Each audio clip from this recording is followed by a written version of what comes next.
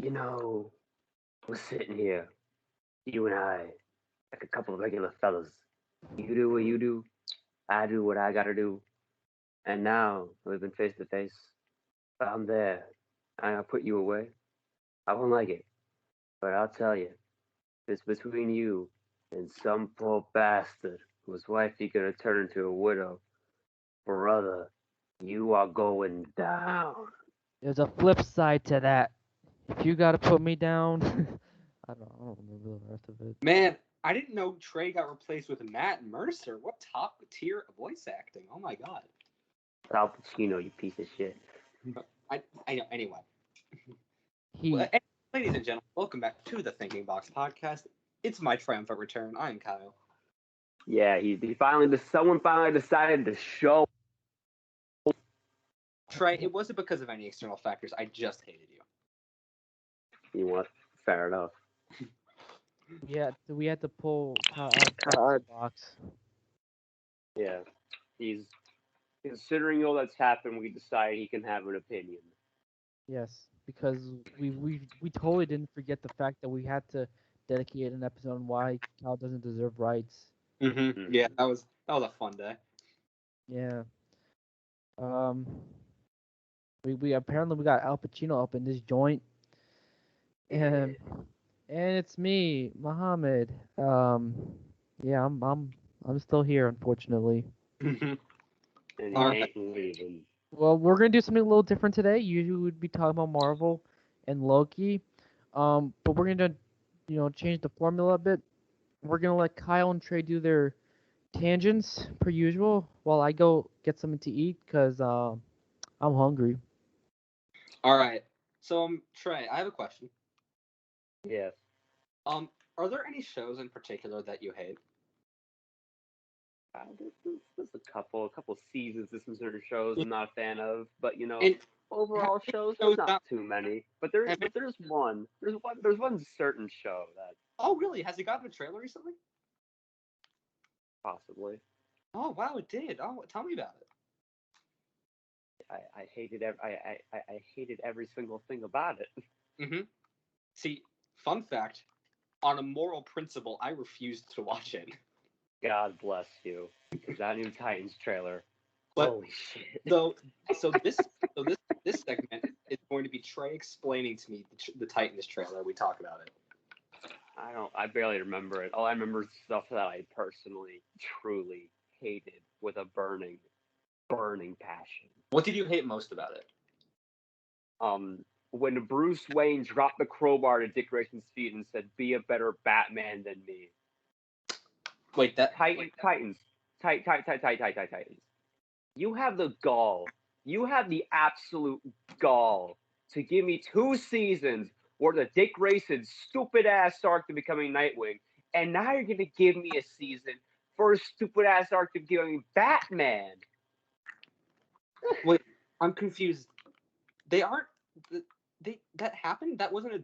Wait, okay, I really need to collect my thoughts. That's a lot to process. I No, knew. no, second thing I hate. No, the second thing I hated the most was the very beginning of the trailer, where it just completely told me, which version of Batman they pulled from the comics. Because Dick Grayson said in a monologue, "Bruce just let me out in the woods and said survive for a couple of days." Now, does that So remind they really just did say, you know what? Let's go get the bat. Let's go pull the Batman from the comics that was a morally, stupid person, one of the worst Batman comics of all time, who kept saying, "I'm a goddamn Batman. I I would do my argue. goddamn kings in my goddamn car." I would argue that is the worst Batman comic. This is I so, hate that book so much, and the fact that Titans is like, you know what? If there's anything to take inspiration from, it's this. like, of all the Frank Miller books you choose. Like, Snyder even knew which Frank Miller book to choose from. Granted, he didn't do a great job of it, but he still chose the correct one. How does that make you feel, Titans? The fact that Snyder's doing a better job than you. And I'll clown on Snyder's Batman until the day I die. But he at least some areas of Batman that exist. This show doesn't even know what Batman is. They Snyder, treat it like it's some horrible mantle. Snyder was at least aiming in the right direction, even though he missed wildly. Titans is blindfolded. Yeah, no, they're not even on the shooting range. They're out in the goddamn forest. It's just surviving for a few days. Yeah. Anyway, so I guess what this show is gonna tell me is that Bruce Wayne decides to retire from being Batman because Jason Todd died. Mm. Holy shit. I feel like th- did they even read any of the comics that came after Death in the Family? It's not just that because, you know, granted, because in Dark Knight Returns, Bruce Wayne did technically retire because of the death of Jason Todd. I'm not knocking them because of Bruce retiring because of the death of Jason Todd. I'm knocking it because this is and the entire because from what we know from this show about who this version of Batman is, this is the reason you retire, not because you trained two murderers in fact, you dishonor the promise you made to your parents that you've made Batman, a symbol, not only a symbol of fear to criminals, but to the people. Yeah, yeah, okay, yeah. That no, the death of Jason Todd is the reason that you should quit being Batman. But Trey, Right. Trey, isn't it so cool when he murdered? Isn't it cool? Trey, isn't it cool? Isn't it cool? It's so cool, right? Yeah, it's cool. So they, Anyway, I'm just, I. it's Frank, baffling. did we see any Blackfire? We saw like a shot of her, and we saw where Corey said a line about not messing with sisters or something. Cool. She was supposed to be the main villain. Yeah, remember that, guys. No. Remember when we were promised an edge off Dick Grayson's shoulders that we'd be focusing on different Titans characters? No, they're just like, nah, let's make a Batman. He's still gonna get that edge off his shoulders. He just doesn't care about Jason Todd. And you know what? Honestly, truthfully, judging by how the last season went, I wouldn't be surprised. Yeah, like, listen, the only reason I'm not rooting for Joker to beat Jason to death is because he got so morally fucked over the last season. Mm-hmm. Like, listen, how is this show supposed to me to like any of these characters when they almost drove a child to suicide? Yeah, no, that scene. Who sits down at their desk, has a hot cup of coffee at their side, writes that, and says, "Yes, this is my best work." Who? Literally who? I want you to meet them. Ooh. But anyway, because we're in Gotham now, kiddos. We're gonna have the Scarecrow and Barbara Gordon, who's not gonna give a shit, and they're probably gonna do some weird stuff with Tim Drake too. Yeah, we haven't seen Tim costume yet, which kind of scares me, honestly. Yeah, I don't trust this show to give Tim a good suit. I like the actor for Tim a lot too. I think he's a good. Like, listen. The cast for this show on paper is brilliant. Yeah, but the writing is god awful. Do you want to know what genuinely makes me sad? How happy and good of friends they all seem to be on Instagram. I know. They all seem like, yeah, we're a family. We're making this awesome show together. And the show is not even that, but the actor who played Hawkwind on a podcast a while ago, talking, of how much torture the Teenage Mutant Ninja Turtles set was. Yeah. And saying how much better the Titan set was. And listen, I'm happy you had a good time. Yeah. The show's just not good. The show has that's not even the worst of it. That's not even the worst of it. So I texted about Kyle. But Ian Glenn could be such a good old man Bruce Wayne. This man knows how to act. He was probably one of the top 3 best things with him during season 8. And you had the absolute gall to make him the worst goddamn version of Batman I've ever seen on camera. How dare you? How dare you? If I had the time stone, I would go back in time and I would make a Kingdom Come movie with him as Batman. Because that's perfect. Yes, that's perfect. Okay? It's so good. And the people who say you should be playing Alfred, no, that's not Ian Glenn's fault. I understand where these people are coming from. It's the way this version of Bruce is written. Because he's written in this, calm, genuinely old man.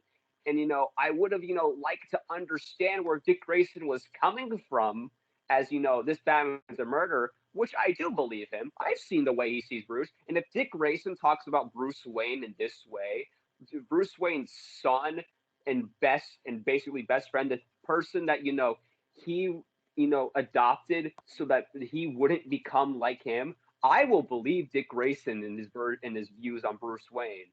So you know what? If this is the way Dick Grayson sees Batman, I understand. It's god awful. Titans had such potential. Can I tell you a story, Trey? Yeah. 5th grade. I'm sitting on my mom's bed. I was sick that day. I wasn't home from school. I know, you missed me. And I was sitting on my iPod Touch, and I see a news article. Teen Titans show reportedly in the works at TNT. And I smiled from ear to ear. I was so excited when that was announced. And then it got in development hell for a while, and I was really scared it would get canceled. And then, like lightning in a bottle, DC makes their own streaming service and headlines the show with that. And I get excited again. And then the trailer came out. Looked edgy and stupid. But I figured, it'll be fine. It's just probably the bad editing for the trailer. Then the second trailer came out, and it looked edgy and stupid. It's fine. I'm sure it'll be fine. It's probably just bad trailer making. And then the show came out, and it was edgy and stupid. And then they continued episodes and seasons, and it's And not it only was- edgy and stupid, And it's just regular stupid. it just got edgier and stupider with every episode. And it could have been so good. You had it right there. You had it We right were there. on the You verge just of needed better writers we and were this filmmakers. close. It really just feels like it's not even like, oh, there are some redeeming qualities. There's like a redeeming quality. Oh And yeah. that's Speaking of something you put in that story, you remember the really choppy, weird editing in all the Titans trailers? Yeah, that's there. That's in this trailer too. yeah, I know. Yeah. I haven't even seen it and I could have told you that. Yeah. Oh, Do this has do one. they still- The are they trailer still- also. This trailer also has one of the most god awful lines I've ever heard in my life. What? Hawk says something along the lines of, "You're I- gonna go. You're gonna be Dove. Well, I'm gonna be Hawk." It's something along. What? It's No. so stupid. It wasn't it something like, if you're gonna dove, then I'm gonna hawk. Yeah, that's what he says, and holy shit. My God. So Oh what we've my God. established is the Titans writers don't have a basic grasp on the English language. Also, one of the episodes in this season is called Hank and Dove. Stop trying to make puns out of the word hawk. It's like one of the least punnable words in the English language. This show has the gall to go to Gotham City and pretend that the rest of these characters are relevant. This show has the gall to pretend. You dare to set up a Blackfire plot and still go to Gotham City. Trey, Okay, show. Can I scare you? We might Sure. see Joker in the show. Like, see Joker. Oh. Because here's the thing. Oh. The show does, it's bad. Because if we do see Joker, that's going to be awful. But if we don't see Joker, that means they're going to do a Death in the Family story without even showing the Joker. And that's also going to suck. Yeah, just the fact that's now confirmed that Mason's going to juggle Death in the Family, Under the Red Hood, the Prodigal Dick Grayson arc, basically it's kind of the same thing, but they're trying with Batman, a Blackfire subplot, and all of these other characters. All in the span of 12 episodes. Do you remember that? You know that really good speech that Red Hood and Batman have in Under the Red Hood? Oh yeah, the one where Bruce says why he won't kill the Joker and how once he crosses that line he can't come back, and how Jason poured his heart out to him and saying that he's doing this because Joker took himself away from Bruce, the one he saw as a father, and his father didn't avenge him when he knew that he would have forsaken the Joker. He would have hunted down the Joker and sent him off to hell. The scene that almost made me cry as a child. Yes, I remember it. I will bet good money that we're gonna see that scene between Nightwing and Red Hood. I will bet money.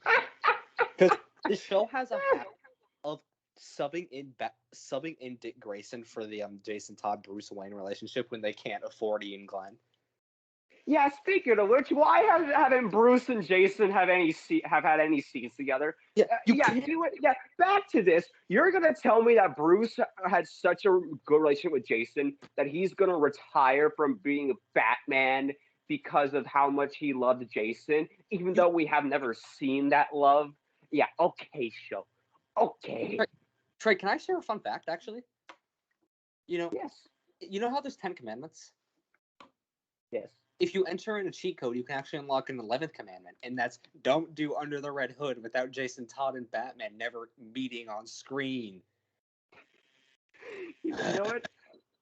That makes sense. I believe that. Yeah, no, if you enter the Konami code, that just comes up. Yeah. Also, speaking of which, well, not speaking of which, but Titans is also definitely doing Battle for the Cow. Oh, no, it's going to do Battle for the Cow. Like, what if Hawk... Why was my first thought, what if Hawk tries to become Batman? Why was that my first thought? What the fuck is wrong? Because we know these writers. We know these writers. Oh my god. What? My mind's racing with all how much I would hate for anyone in the show to be Batman, including Batman. Yeah. It's like, also, since the show's gonna try to, sell me on what Jason's doing is a bad thing, and that him probably going after Titan's gonna be a bad thing. Well, guess what, show? Considering the last season, I'm on Jason's side. Yeah, I hope he kills every single one of these people. Jason Todd has been one of the few characters in this show that I even halfway for a second liked. Because he's just kind of like, I don't know. It's not even that his writing's not good and his character development's not good. It's just that you feel bad for the kid. Yeah, like everyone is such an asshole to him, and I'm just kind of like, he doesn't deserve this. Yeah, this is pity, man. Like, come on. That's straight up it. I pity the hell out of this guy.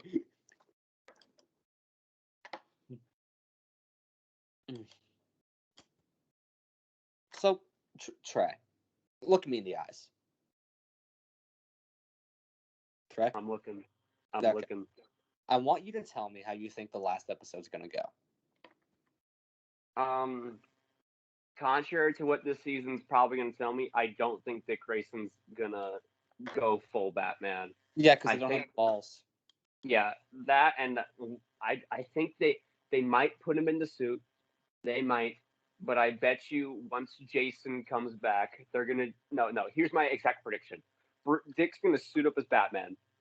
He could confront Jason in probably the last episode or halfway through the season, however they want to explain shit. And then he's gonna have Bruce come in, and they're gonna have a really half-assed, scene between Bruce and Red Hood that I'm not gonna be able to buy because this is gonna be the first time they're on screen together. Okay. Hey, now Trey, do you want to know the problem with that? Mm-hmm. The Titans weren't even mentioned once.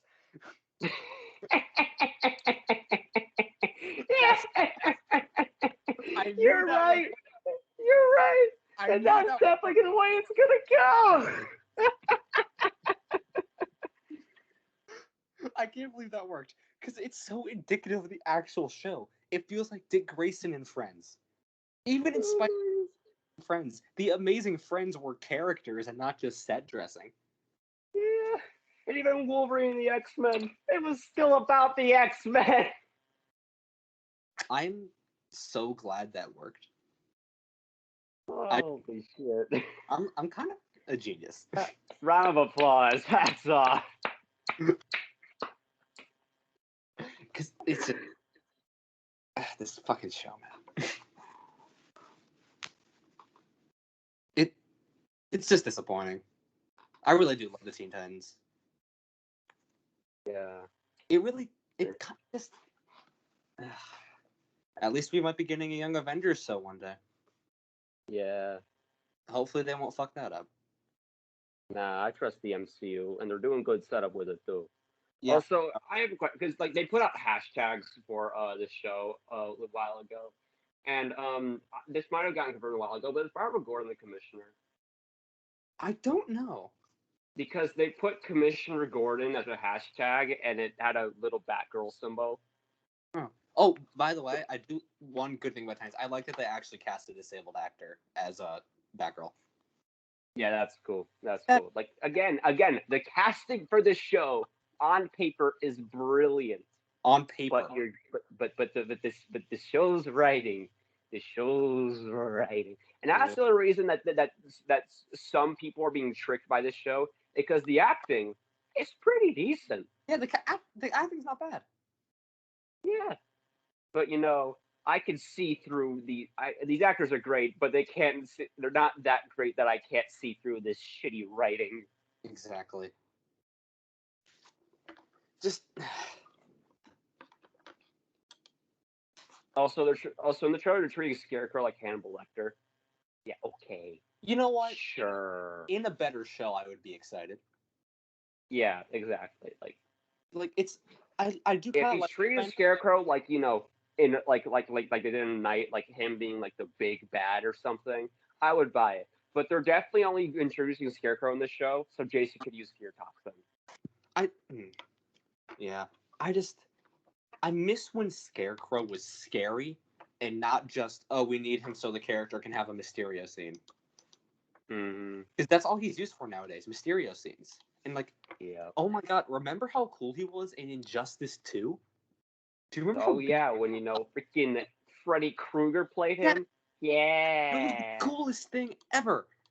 Because he was scary. Like, he had a creepy design. You got Robert Englund to voice him. And here he's just going to be a guy in a prison suit who farts on you and then you see shit. Yeah. Yeah.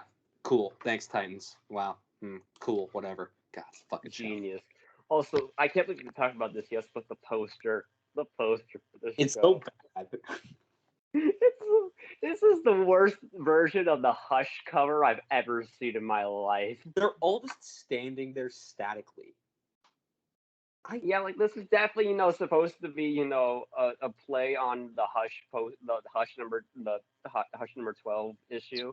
Yeah. But like, It's come on, this is they're just standing on a dirty Gotham roof, which just shows me how bad this is gonna be. Because this probably means this entire season is gonna be a Gotham. Even the Blackfire stuff, that's still gonna be a Gotham City, guy. Yeah, because they can't afford many studios. Yeah. They can only afford like 2 sound stages. Because the show was made on a shoestring budget. When it's a Titan show, you fucking imbeciles. And yet it has more of a budget than CW shows, which have fallen off a little bit lately. But Titan still has more of a budget than Superman and Lois. I can't Holy wait. shit! I can't Holy wait. shit! Why, Ollie? I can't wait. Do you have more to say on Titans? No, I want to Can go we- back to talking about some we good just- stuff. we just- We got some cool stuff to talk about. I don't want Can to we- talk about this. Can we just say in unison, fuck this show? Yeah, All right, 3, 2, 1, fuck this show. fuck this show. All right, not in unison, but you get the point. Yeah. All right. So that Flash finale, huh? So, yeah, I need to get back on Flash because holy shit. Okay. The So one clip, actually the 2 clips, but the one clip that you saw, I this shit. a single clip, and oh my god. This show's gone back to crazy, and I love it. Okay, two things. 1, why is Eobard alive again? You haven't watched a lot of Flash, so let me explain to you something. Reverse Flash is alive when the show wants him to be. Okay? Mm-hmm. They will come up with some multiversal shenanigans. Cisco Ramon builds a machine that he comes back for whatever reason. Okay. Reverse Flash is Barry Allen's arch nemesis, and they're going to bring him back for whatever the fuck. And okay, so they're fighting Godspeed, which, to be honest, amazing costume for Godspeed. Honestly, it's really good. But Yeah. Godspeed starts moving with lightning, and then lightning travels through his body. And I'm like, oh, he can shoot lightning. I like when that happens with speedsters. It's very occasional, but it works. And then a goddamn lightning lightsaber comes out of his hand, and then the Flash is, instead of the Flash being like, what the fuck?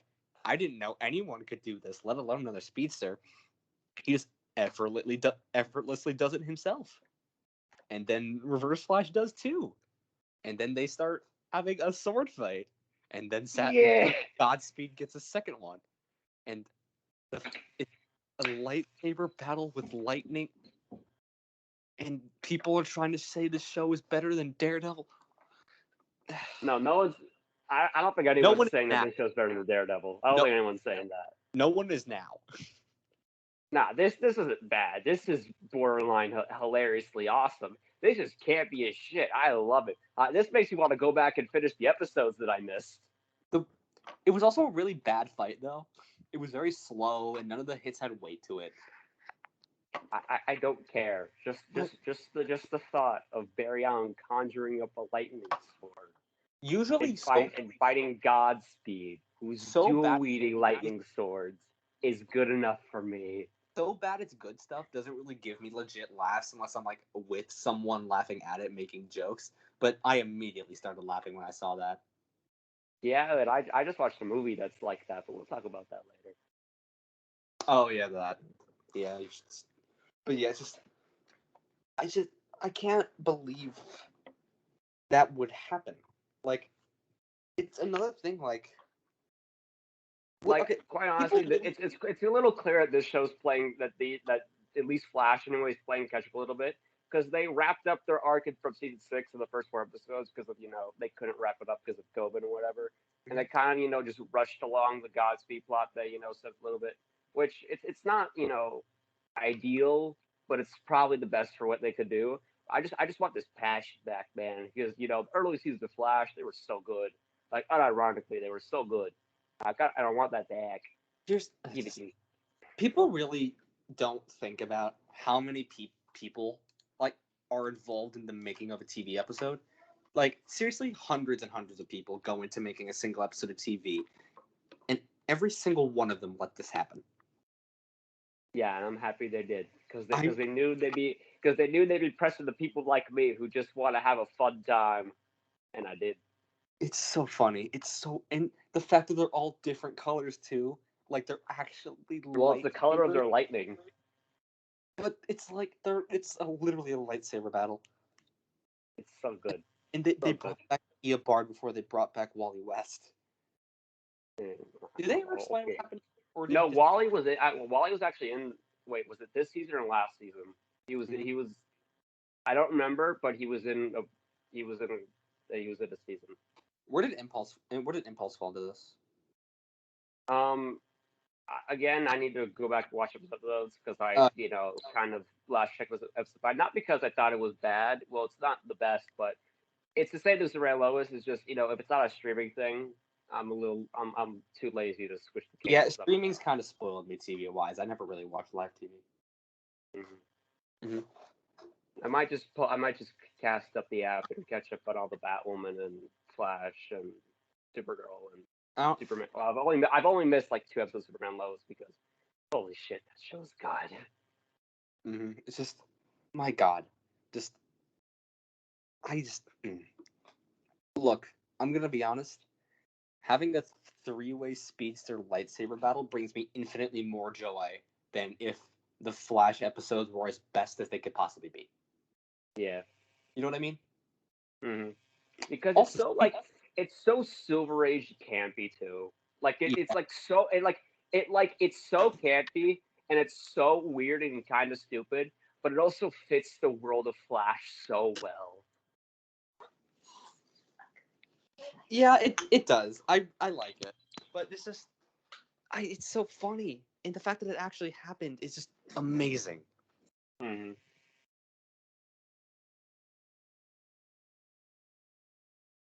Kyle, why'd you mute yourself? Kyle muted himself for whatever reason. So you know what? I guess I'm just alone here now. Oh yeah, he's back. Sorry, I may be a little stupid. Why are you stupid? Shut up. Well, I know you're stupid, Kyle, but explain to me for your context why you believe you are stupid. Because I muted myself on accident. Lol. All right. So, are you ready? So, let's move on from Flash to Flash. We got some set photos today, didn't we, Trey? Today? Yesterday? On job, bro? Oh, hi, Mohammad. Hey, I'm back. We're talking about the Flashpoint set pics. I remember No, we you got were a. about to. It was. I already got like a Barry Allen set pick and a picture of Supergirl, full costume. Oh, the only one I remember is the one with two Barry Allens. Huh? Yeah. Noni? What is this?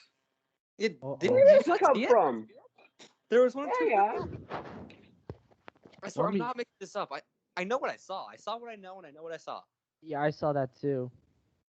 Let me see this. Let me try and find it just so I can send it to the chat.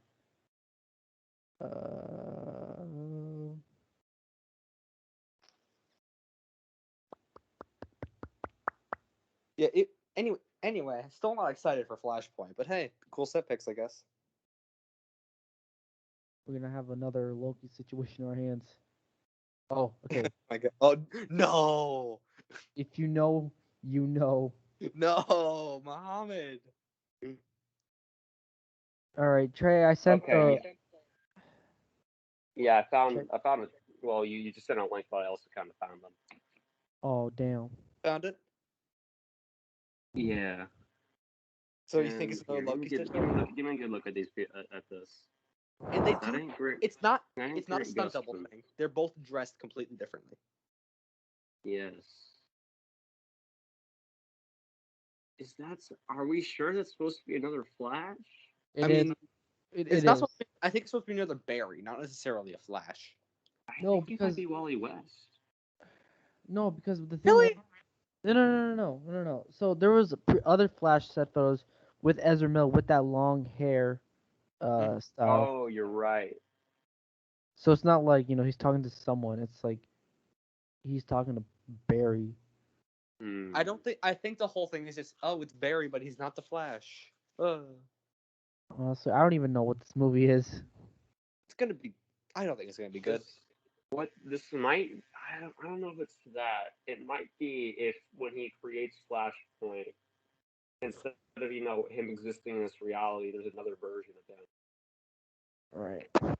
In another timeline where the Flash movie is actually good and it's already been out. Yeah, but also at the same time, the yellow on this dude's jacket makes me kind of think that this might be Wally West. Whoever he is, I am just so disinterested in this movie. That's not Kyle. Don't lie to yourself. You're gonna watch this and you are Yeah, intrigued. you're gonna watch You this. are. Kyle. I'm gonna watch it, mainly because I just like Sasha Calle as Supergirl. I think it's really good casting. But otherwise, like, Yeah. no. Oh yeah. Sure. Not because Michael Keaton's gonna be Batman again. I mean, it just feels so fan servicey and pointless. I'm again waiting for the context of the movie, but Trey, yeah. what context could work here? Wait. Do you guys know when this movie's coming out? Like I know 2022, November but 4th, 2022. Oh, it's like a year and a half away ish. Yeah. so yeah, Alright. I wouldn't be surprised if we get like a. Wow. I wouldn't be surprised if we get like a teaser for this during like DC Fandom. I think we will. We're definitely getting something. We should do another speculation episode for DC Fandom because that was We'll do it when it's like a week away. that was our very first episode. Fun Yes, time. it was. And that's our Memories. second viewed video on the channel. Yeah, our first one is Mohammed's interview with Mardan. Yeah. Yeah. I carried it all. Mm-hmm. So yeah, there's your Flash set photos. Take it or leave it. You're gonna watch it either way. Yeah. And I know there's also You sound like the execs at WB. Whatever, you're gonna watch it anyway. take it or leave it. Honestly. I know there was like set photos of like the Batcave and like behind it was like green screen. And Oh there's yeah, those Batcave set photos were actually really cool because it was so practical and it was on a sound stage. I love that shit. And then I think we saw the Batmobile, the '89. Uh-huh. Yeah, the full on '89, which that's kind of curious me because I would kind of expect a more modified version of it, but now it's the exact same. Right. Yep. I think we're gonna see like the same everything with Michael Keaton Batman. We're not gonna see any modifications. It's just gonna be your rubber suit in your Batmobile. I do think the suit will be modified a little bit. The concept art does show him in the same suit, but again, I think that's because the concept art. But the suit will 100% be modified because Keaton's coming back. Yeah. Because there's absolutely no way Keaton would wear that exact same suit again. He has expressed many times how much he hated wearing that thing. So it's definitely going to be a more comfortable suit for Keaton to wear. Mm-hmm. It probably took a lot to get him back. So they're probably Yeah. going to do everything in their power to Well, like. he loves the character. Like, he has said multiple times that he is a Batman fan. But Mhm. he definitely got a nice paycheck. He's definitely getting a more comfortable suit. Because he As was if, on the fence too because of COVID and whatever. Yeah. You don't really see too often actors being like, "Yeah, I don't know if I'm going to do it." Like, wow, did they really not make you sign an NDA? Anything? I mean, unless you're Alfred Molina, wink, wink. God. As if you needed more Batman. Here's 3 Batmans coming right at you. Take it or leave it. I don't care. Just give me your money. Man. Yeah, because Ezra Miller did say in in that leaks behind the scenes video, there's multiple Batmans. Take it or leave it. We're still Whatever. getting your money. We'll submit this to Yeah. Cannes if we can. Or Venice. Or Berlin. However we're feeling. Toronto, I don't care. We're submitting it. Yes, sir. Just imagine, like, just the Flashpoint movie at Cannes. I mean, you know what? Fast and Furious made it. Anything can. If Flash and Fast and Furious can cross over, that's a Cannes movie. Do you want to know what movie should make it to Cannes though? Which one? Spider-Man Lotus. Well, Cannes is over now. Well, Also, Muhammad. that's a fan film. It's so good though. Like, did you guys not see the trailer? I Okay. haven't watched the trailer, but I do want to watch it because It I heard a lot of people say it was really good. I'm just so shocked that the fan film was shot this well. Like, And they made like $40,000 to shoot yeah, it. no, the crowdfunding is insane. And Yeah. I know this is really small, but having an on-screen MJ who smokes is just kind of cool. Like, it just kind of shows he's like putting that much extra comic imagery in it.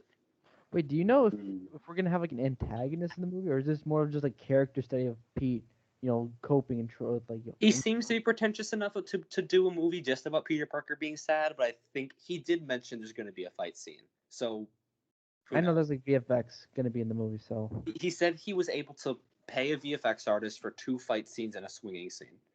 Or maybe it's 1 fight scene and 2 swinging scenes. I don't know. probably. I think that swing scene is gonna be towards the end because he's Yeah. a fan.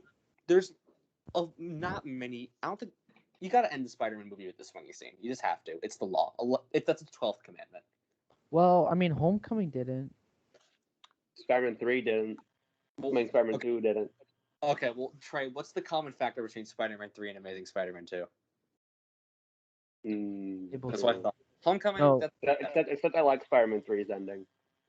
Homecoming is the exception. I could say I love Homecoming a lot, but those 2 other movies suck.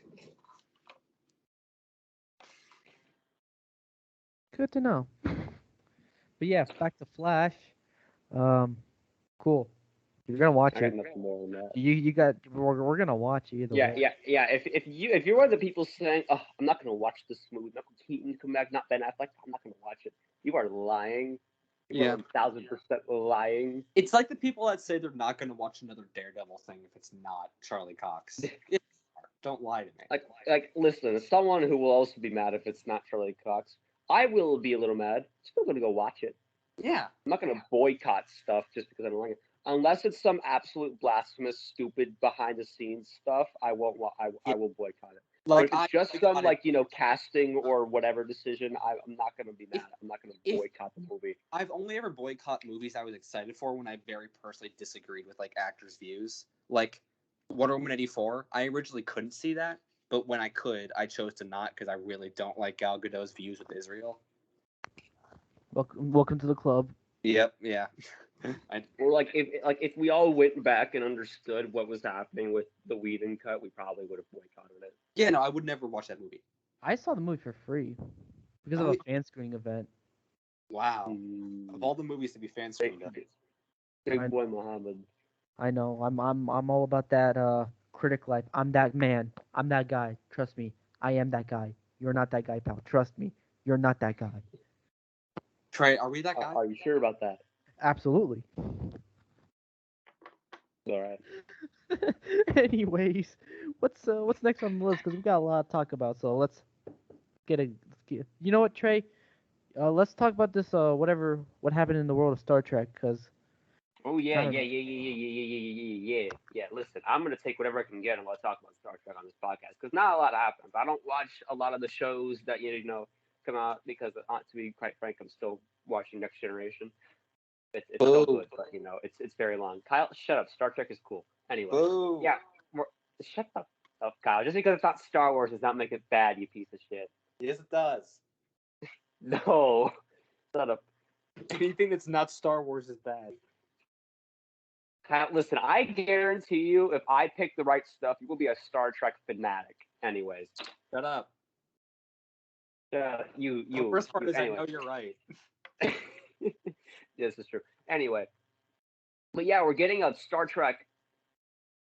14th Star Trek movie, but technically Star Trek 4 in the series because this is gonna be Chris Pine and Spock and all of that. Which Amazon. I mean, I do like this because as long as they veer away from the Into the Darkness path, I don't hate Into Darkness. I just dislike it slightly. I understand because listen, I understand people's hatred about them whitewashing Khan, but Cumberbatch was a great choice. But yeah, we're getting to Star Trek 4, which if they continue what they did with Beyond and just do a fun Star Trek adventure with Kirk and Spock, and I'm actually pretty curious if Carl comes back as Bones. I think he's going, and Simon Pegg too. I'm curious if he comes back to Simon Pegg because they've both done a lot of other things. But I'd like them to come back. But please let Carlton keep his beard. Bones can have a beard. He had one in Star Trek 1. You made him shave it, and I was disappointed. But Bones can have a beard. But now, yeah, Star Trek 4. It's happening. It's coming. I'm pretty excited because I did like Star Trek Beyond. It's not my favorite Star Trek movie by any means, but it was a fun, early 60s Star Trek adventure with a little bit more, today's technology, influence movie kind of helped. And there's a couple good scenes. It was and had a nice send off to Leonard Nimoy because holy shit did that man do a lot for Star Trek and a lot of good for Star Trek. Anyway, yeah, that's my Star Trek. interesting. Um, so yeah. Um, Kyle, anything you'd like to say about Star Trek? Your favorite franchise of all time? Oh. Right So good. on. So back to DC. The Snyderverse, as if we couldn't run away. Apparently there was gonna be like a motion comic, but they canceled it because they were accused of art tracing. Was it? No, not accused. Well, they were accused, but Well, I mean they did it, so they did it. yeah. I think we should say allegedly, like they allegedly art traced. Yeah, Just but to cover our for ass. legal, yes, for legal reasons, sure. Yeah, for But legal so they allegedly art traced. Twitter people helped us out. Twitter people helped help the courts out. It was like, come on, come on. I mean, they were doing what WB wouldn't and won't. I commend them for Mhm. that. But you got caught. Yeah, which some sort of some sort of comic thing will have Snyder's storyboards come out. I But really want that Snyderverse comic, man. God, get Jim Lee to do the art. Oh my god, that would be beautiful.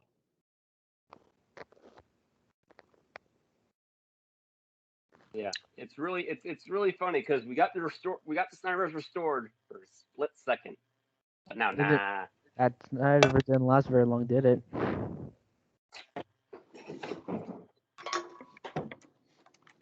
Yeah. Um, what The Rock once said, you know, to all the people who want the Snyderverse to be restored, I'm gonna quote what The Rock said: "Keep waiting, bitch." Uh, Um, it's a shame he might not be coming back for Fast 10 and 11. yeah, I That's heard gonna about suck. that, but I heard about that, but Yeah, Vin, listen, shut the hell up. It's sure it can be about family, but you made The Rock a part of this family, and you can't turn your back on family. I mean, if we're gonna talk about Fast and Furious, I might as well go to sleep. Anyways, Get it? Because that's what he did. I can't believe I did that.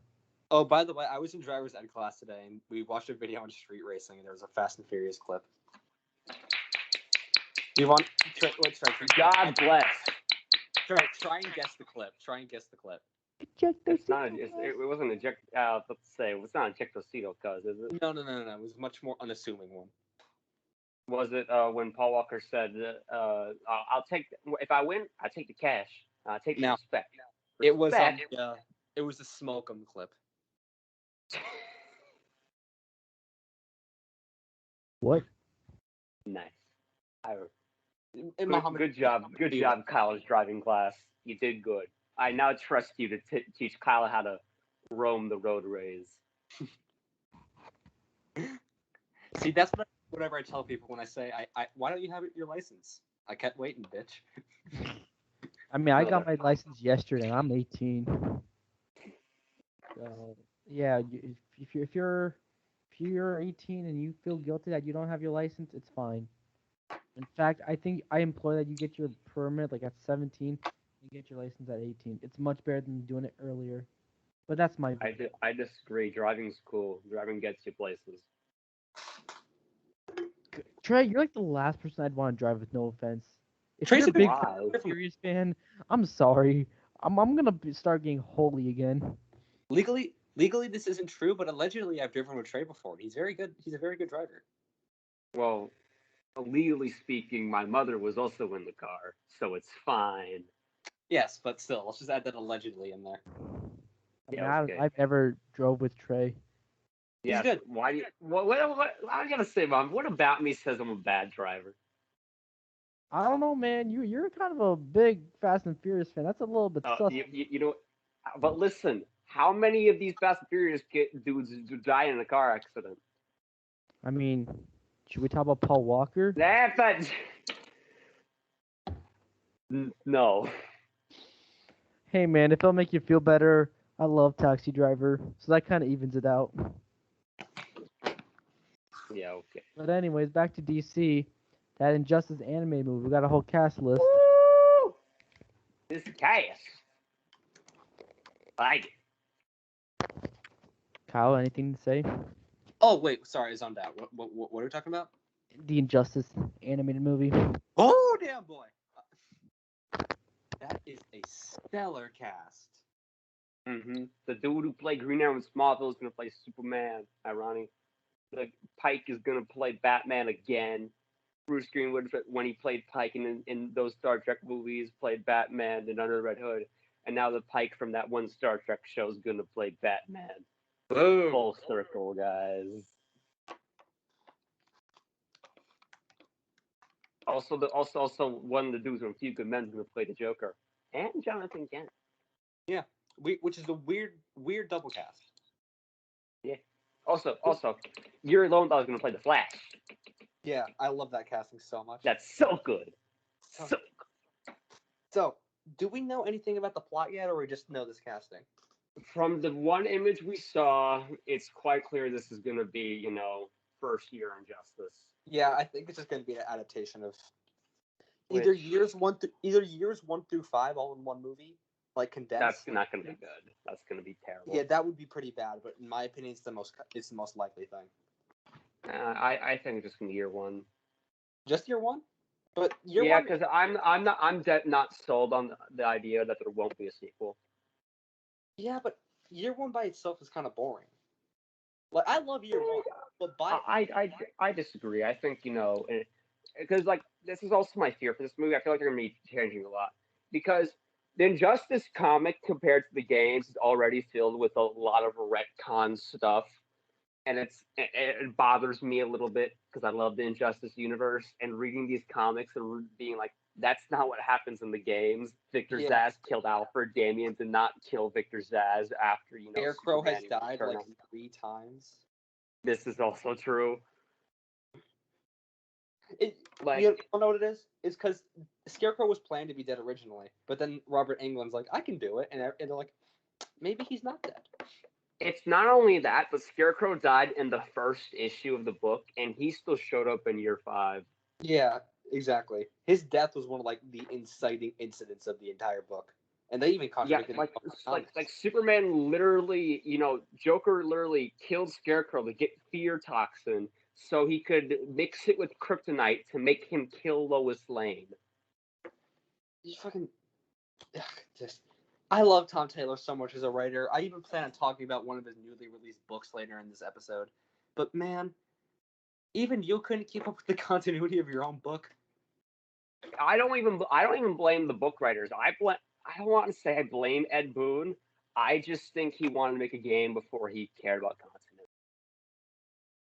Yeah, agreed. Also, I don't know who wrote the Justice books, but whoever did, I'm just like, come on, man. Can you at least care? Why do you have to take the designs from the people of the good universe that came over, but the actual Injustice character designs, you don't use those. Also, is it me or did the animation kind of look weird in the one image we got? No, because it's the same animation that they're using for these new anime Mortal Kombat movies.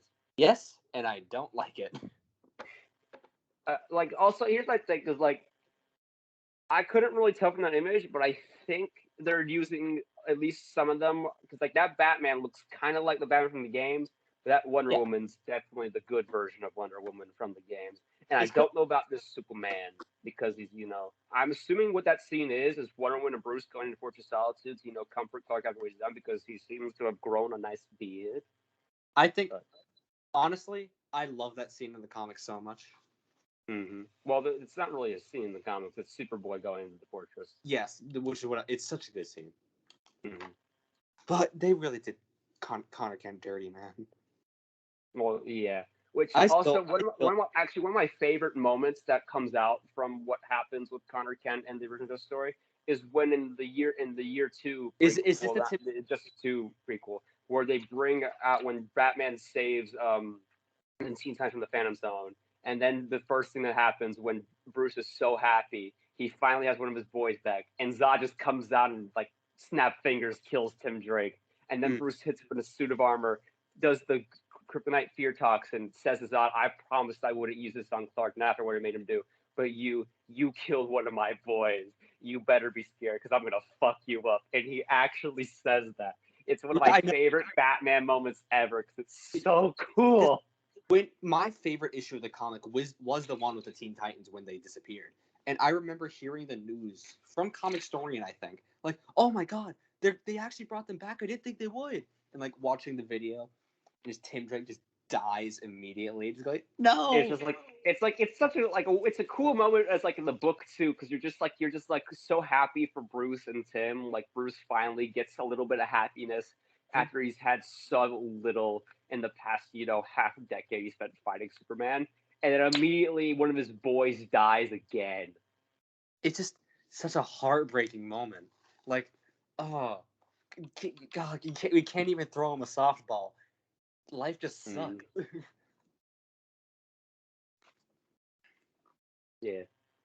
Which, speaking of Injustice 2 comics, I need because I watched comics story video and I probably need to read, but I don't think those books officially wrapped up because I don't think the Bruce Wayne's daughter arc got wrapped up or the Jason Todd was fake Batman thing got wrapped up either. They are. I know they're saving Anathanasia for. I'm not. I don't know, but I think they're saving her for like a future game. Because NetherRealm does kind of like to do original characters, if you couldn't tell from Mortal Kombat. So I think they are looking to make their mark in DC with Anathanasia. So yeah, who knows? I wouldn't be mad if she got folded into the comics, like me. Well, if she's gonna be in one of the games, I think they're gonna make her Batwoman then. Yeah, but I feel like her concept as a character is what Red Hood should be. Yeah. Yeah, and I like that a lot, and she was really fun in those books. Remember when everyone thought that Jason Todd Batman was Reverse Flash? Yeah. Yeah, that was stupid. I thought it too, but yeah, everyone did. It felt obvious. Because because in the fight scene there looked like lightning, and he just kicked Bruce Wayne's ass. Granted, there But no, was, dude. I guess Jason was just probably on some Venom or some shit. Yeah. Oh, that would have been cool. Yeah. All right. Do you want one thing I do remember from the Just Two comics was Killer Croc and Orca got married and ate Ra's al Ghul. Yeah, that was that. I don't want to say that was sweet because they murdered a man, but that was sweet. It kind of sucks we don't see Ra's in Injustice 3 then. I mean, we probably still will because Scarecrow happened, but still, Yeah. All right. What's next on the list, man? Take your pick, man. We got a lot. Yeah, let's keep it going with the DC stuff.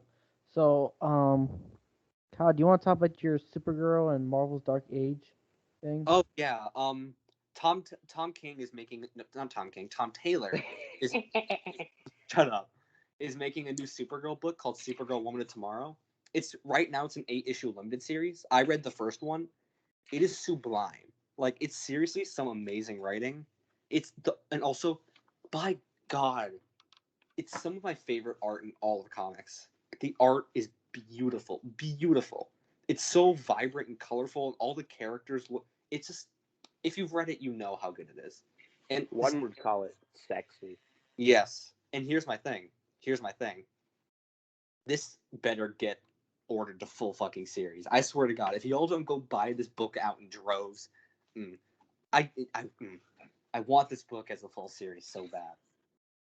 Because whoever this artist is, I think they're newer. They need more work. They need so much. I follow her on Instagram. It's amazing. Everything she produces is just gold. We need more art like that. And I just want, if not this as a full series, I want her to work on a full book. Trey, have you read the first issue? I have not. The second issue came out today. You really should. It's really, really good. Yeah, I get paid soon, so when I do, I'll probably go take a nice stop to the comic book store. Actually, I might read or I should pick it up when August whatever when the 89 issue comes out. Oh God, I'm so excited for those. Yeah. Also, do you want to talk about Marvel Dark Ages? Ooh. Tom series. Yeah.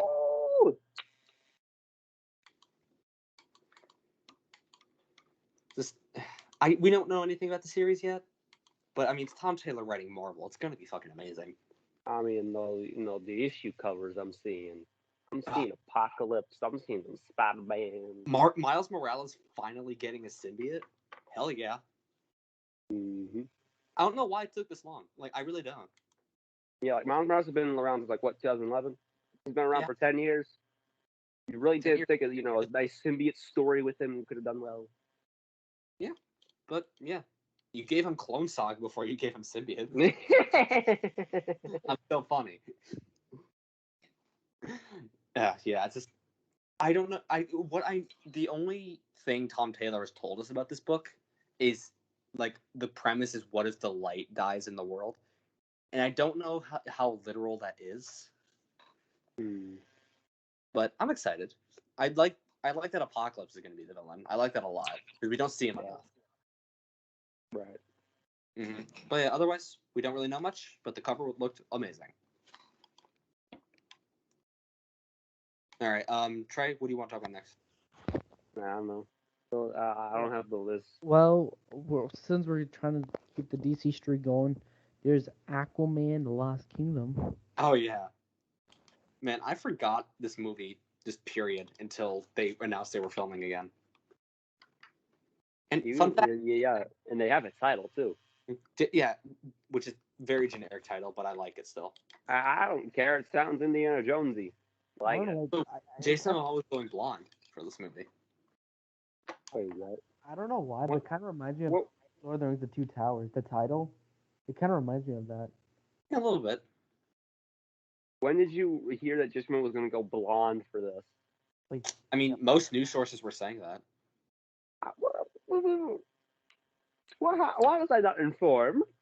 Yeah, he's dyeing his hair blonde for it. I think he said this is not a good idea. Just throw that out there. This is not a good idea.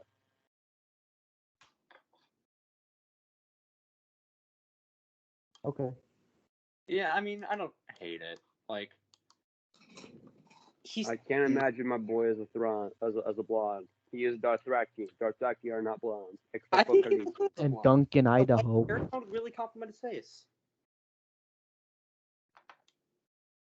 Yeah, Kyle, as a blonde yourself, I feel like you have some bias, Look, but I can't help that blonde is just the superior hair color. Oh, boo! get out of Get here. out of here. I just can't help that having just amazing golden perfect hair is just the best. But I mean, Yeah, yeah. Okay, keep lying to yourself. I just can't help it. I'm sorry, I just can't. You see, kids. To all my psychology majors, this is what self-narcissism sounds like. I can't help how perfect I am. I'm sorry, I tried. That's the end of our lecture. Give me your $20,000 tuition. Pay up. I'm your professor now. Anything else, boy?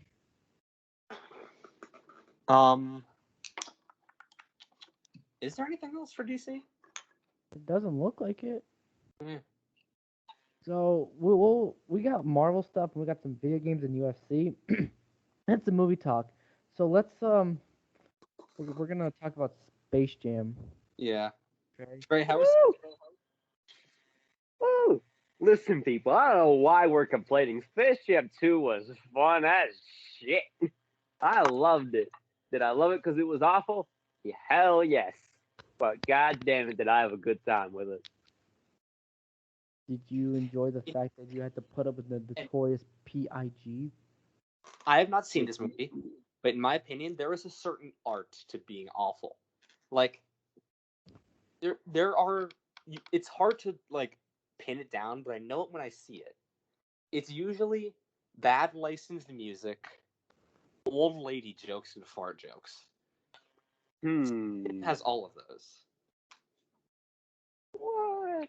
Kyle. Also, Kyle. spoiler alert, because there's one thing I want to talk about that Trey told me about that I can't stop thinking about since he told me about it. Yeah, then I'll tell you was the it- truth about was that it thing I before the told you show? about. All right, 3, 2, 1. We're gonna spoil it now. Bugs Bunny dies. Yeah, let me tell you the truth about that. Bugs Bunny did die, but at the very end, when LeBron drops his son off at E3 camp, Bugs Bunny just comes up and says that he lives in the real world. Okay, so wait, E3 camp? Yeah, because here let me explain this. LeBron's What? son, LeBron has an arc because his son made a borderline magical video game about basketball, and he wanted to go to this E3 camp, but his dad wouldn't let him because that coincided with basketball camp because he wants LeBron wants his kids amount to something, and he's like teaching him to play basketball, and then his son's like, you're not letting me be me, Dad. So LeBron has to learn to let his son be him. By the way, I was hanging out with Trey the other day, and I basically said exactly that as like my fake joke plot synopsis, and he told me I was right. It was so funny. Yeah, but also LeBron thinks this because he played a Looney Tunes game because there's a flashback in the very beginning of the movie where LeBron's playing like on a Game Boy a Looney Tunes game, eh, eh, and he's distracted and he loses the basketball game because of that. And Avon Barksdale says, "No, no, you're the best player I've ever trained, LeBron. You gotta get big. You gotta get strong. You gotta get away from these distractions. You gotta amount to something." My Wire fans will appreciate the Avon Barksdale reference. Shut up. So you, So Trey, do you think this was a worthy sequel? well, I don't want. I want to be careful how I word this, but I liked it more than the original. Mostly because it's such a. I was like 8 or 9, and Trey's mom was driving me somewhere, and I was like, Trey was in the car too, so I was in the back seat, and we were talking, and I noticed something colorful in like those like back seat pockets, and I open it, there were two different, fully pristine, unwrapped copies of Space Jam. Trey's family had multiple copies of Space Jam just on hand in case of And emergency. you're not gonna give it to me, Trey. my list. Go ahead. Trey, do you still have those copies? Yeah. All right, I'm gonna need some of them. How much? How much? It's on Like HBO Max. I don't care. I got a shelf. I got a movie shelf. I need. How much? probably like $3. I'll trade you my Batfleck figure. Deal. Batfleck. Good ass deal. Not just Batfleck. Okay. Okay. Okay. We'll meet again. Anyway, yeah. To go over to your thing, Kyle. I have a brother who likes sports, and my mother has another son who likes movies. So you're telling me, a sports movie where Michael Jordan plays Looney Tunes, plays basketball with the Looney Tunes, No, isn't I get something it. that wouldn't be, shown on repeat in my vehicle? No, I get it. Space Jam is the only movie my little brother has ever been interested in because he's also disgusting and likes sports. But no man needs multiple Space Jam in their life. Hey, Kyle. But anyway, Kyle, guess what? What? Don't forget your past. The Stingrays. Look, hey, Trey was a Stingray too. Don't even. I was a Rapid. Yeah, you were our rivals. For everyone who doesn't have the context, which is every single one of our viewers, me and Mohammad found out when we were kids we were on competing swim teams. I would have whooped your Trey ass. was on the swim team with me. yes, I was. Remember swim, Kyle- Trey? Kyle, no Then we offense. quit. Then every year after we quit, we had a certain somebody who would not stop telling us to rejoin. Mm-hmm. He just wouldn't stop. I feel like I know who this is. You do. Okay, I know who it is. Yeah, your If friend. he's listening, he knows who he is too. Yeah, you rat bastard. But anyway, back to Space Jam. Yes, I enjoyed this movie more than the original, and yes, it's a bias because it had jokes that were personally tailored to me. They had really fun, the plot of this movie is that an algorithm that Warner Brothers created kidnaps LeBron James, says play basketball against me, or I'm gonna trap you in this server Warner Brothers world forever. They made Warner Brothers the bad guy in a Warner Brothers movie. Oh, the irony. Mm-hmm. Yes. It's also a little ironic that was played by Don Chino, but okay. I love Don Cheadle. We'll get to Yeah, him later. he was good. We'll But get anyway, we'll get to Don Cheadle later in this episode. Don't. but yes, this movie had jokes that made me laugh. They had a Roadrunner in Mad Max. That's hilarious. In the You during said that so pissed off. Like they had Roadrunner in Mad Max. That's hilarious. Like you sounded like you were telling us off. but it's so good. It's so good. And then the scene where in the halftime of the basketball game, they have Porky Pig coming in saying, "Guys, I found Michael Jordan," and Michael B. Jordan walks in. That's hilarious. That's so original and new and never done before. I don't care. It made me laugh. It made me chuckle. Now, granted, is this movie technically bad because the pacing is hilarious? Yes, the first hour is just LeBron in the real world, LeBron as animated, and the last hour is the basketball game. Is that insane pacing? Yes. Is it really funny? Yes. But did I enjoy it? Yes. Because Porky Pig did a rap battle that earned 1,000 points. That's the basketball I want to see because it's funny. That's why I also like this movie because the basketball game is literally just what nerds have been joking about basketball for years. Make basketball entertaining. Do a weird point system. Do style points. They do that, and it's really funny. But they killed. How did they kill Bugs? Like, did they stab him? Okay, no, let me explain. So early on, they established that it's a glitch because the whole thing is that the basketball game that they're planning was created by LeBron's son because he made a video game and then Don Cheadle created his son's the LeBron son's game and made it reality and made LeBron play.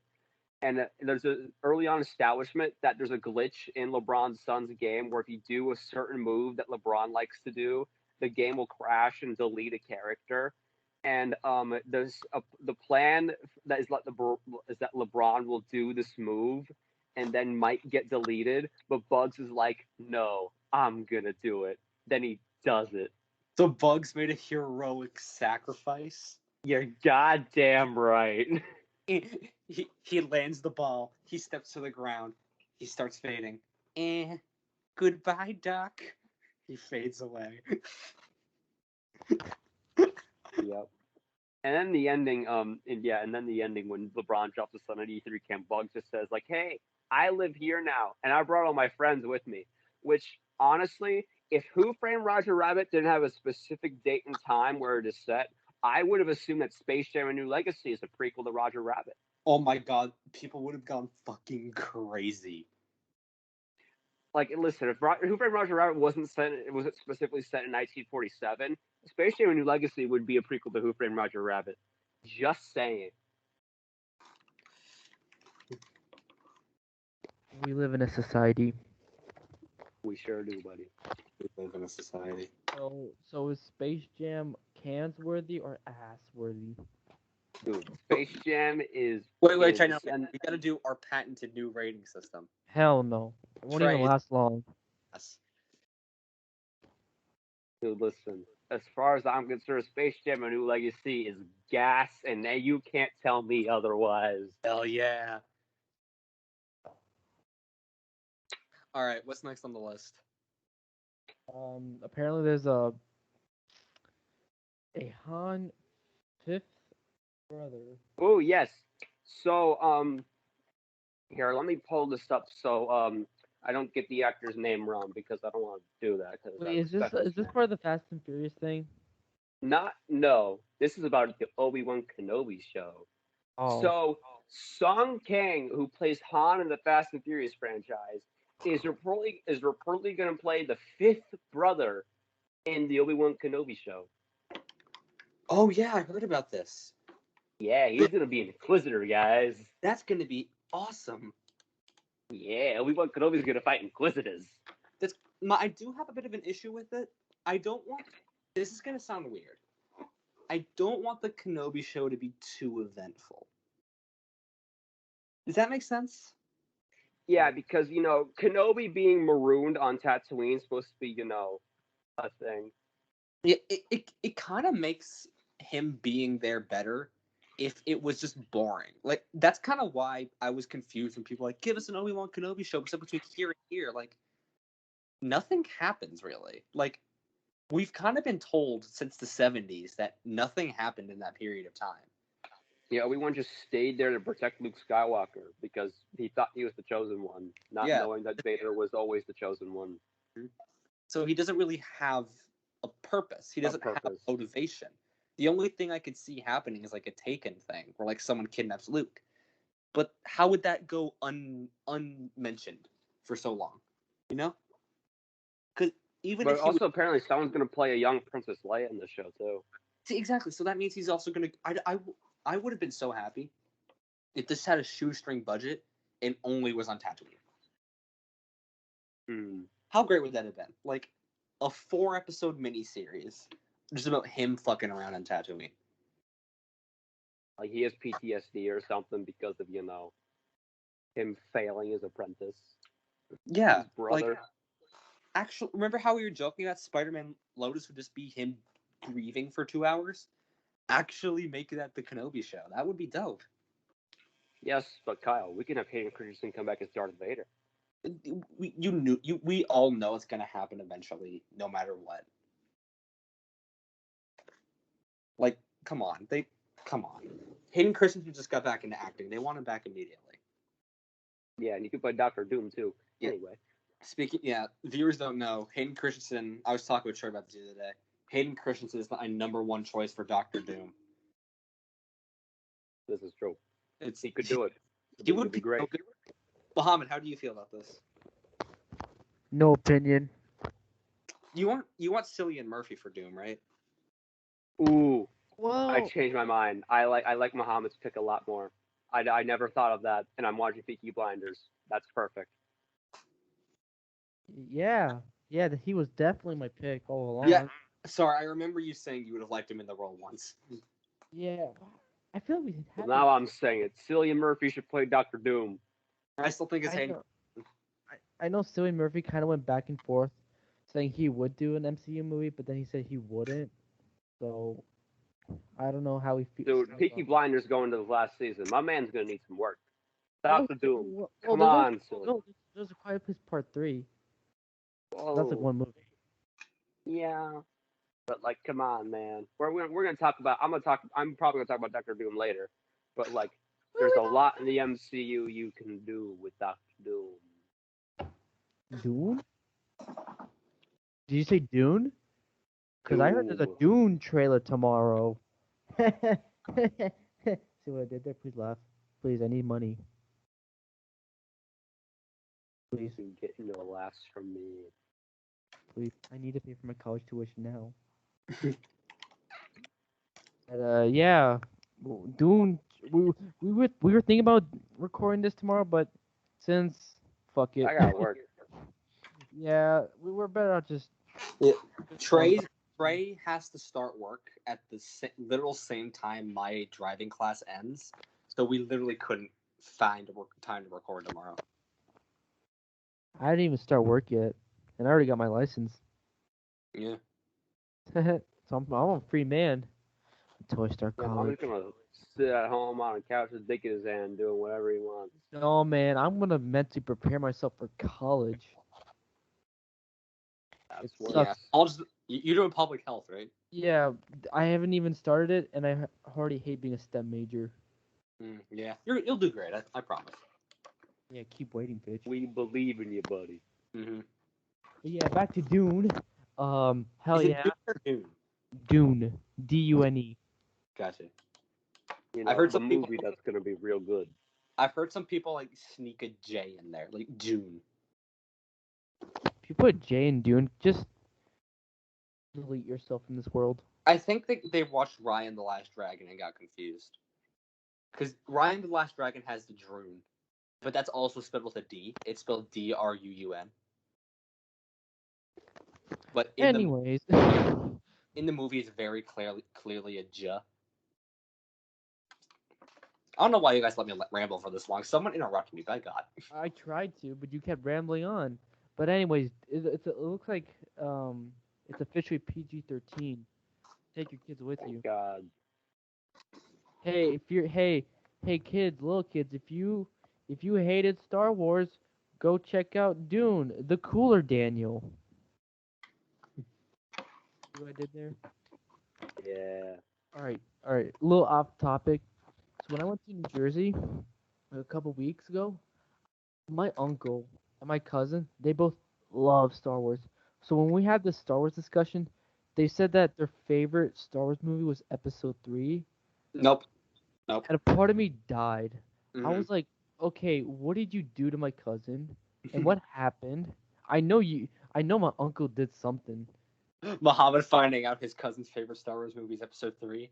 You turned him against me. I think he indoctrinated him, bro. I gotta save him for family. I saw this post on some Star Wars Instagram where they did one of those things. They're like, "Oh, vote for the best movie," and Clone Wars won.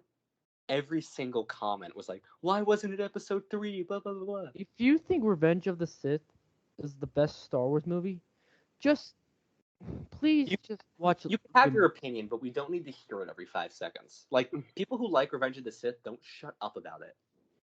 Yeah. Hey, listen, Revenge of the Sith has the occasional really cool thing in it, but also what has some of occasional the thing? this when Exactly. Obi-Wan cuts the tail end of the Obi-Wan versus Anakin fight, where Obi-Wan is yelling that you were my brother, Anakin. I love you. That's heartbreaking.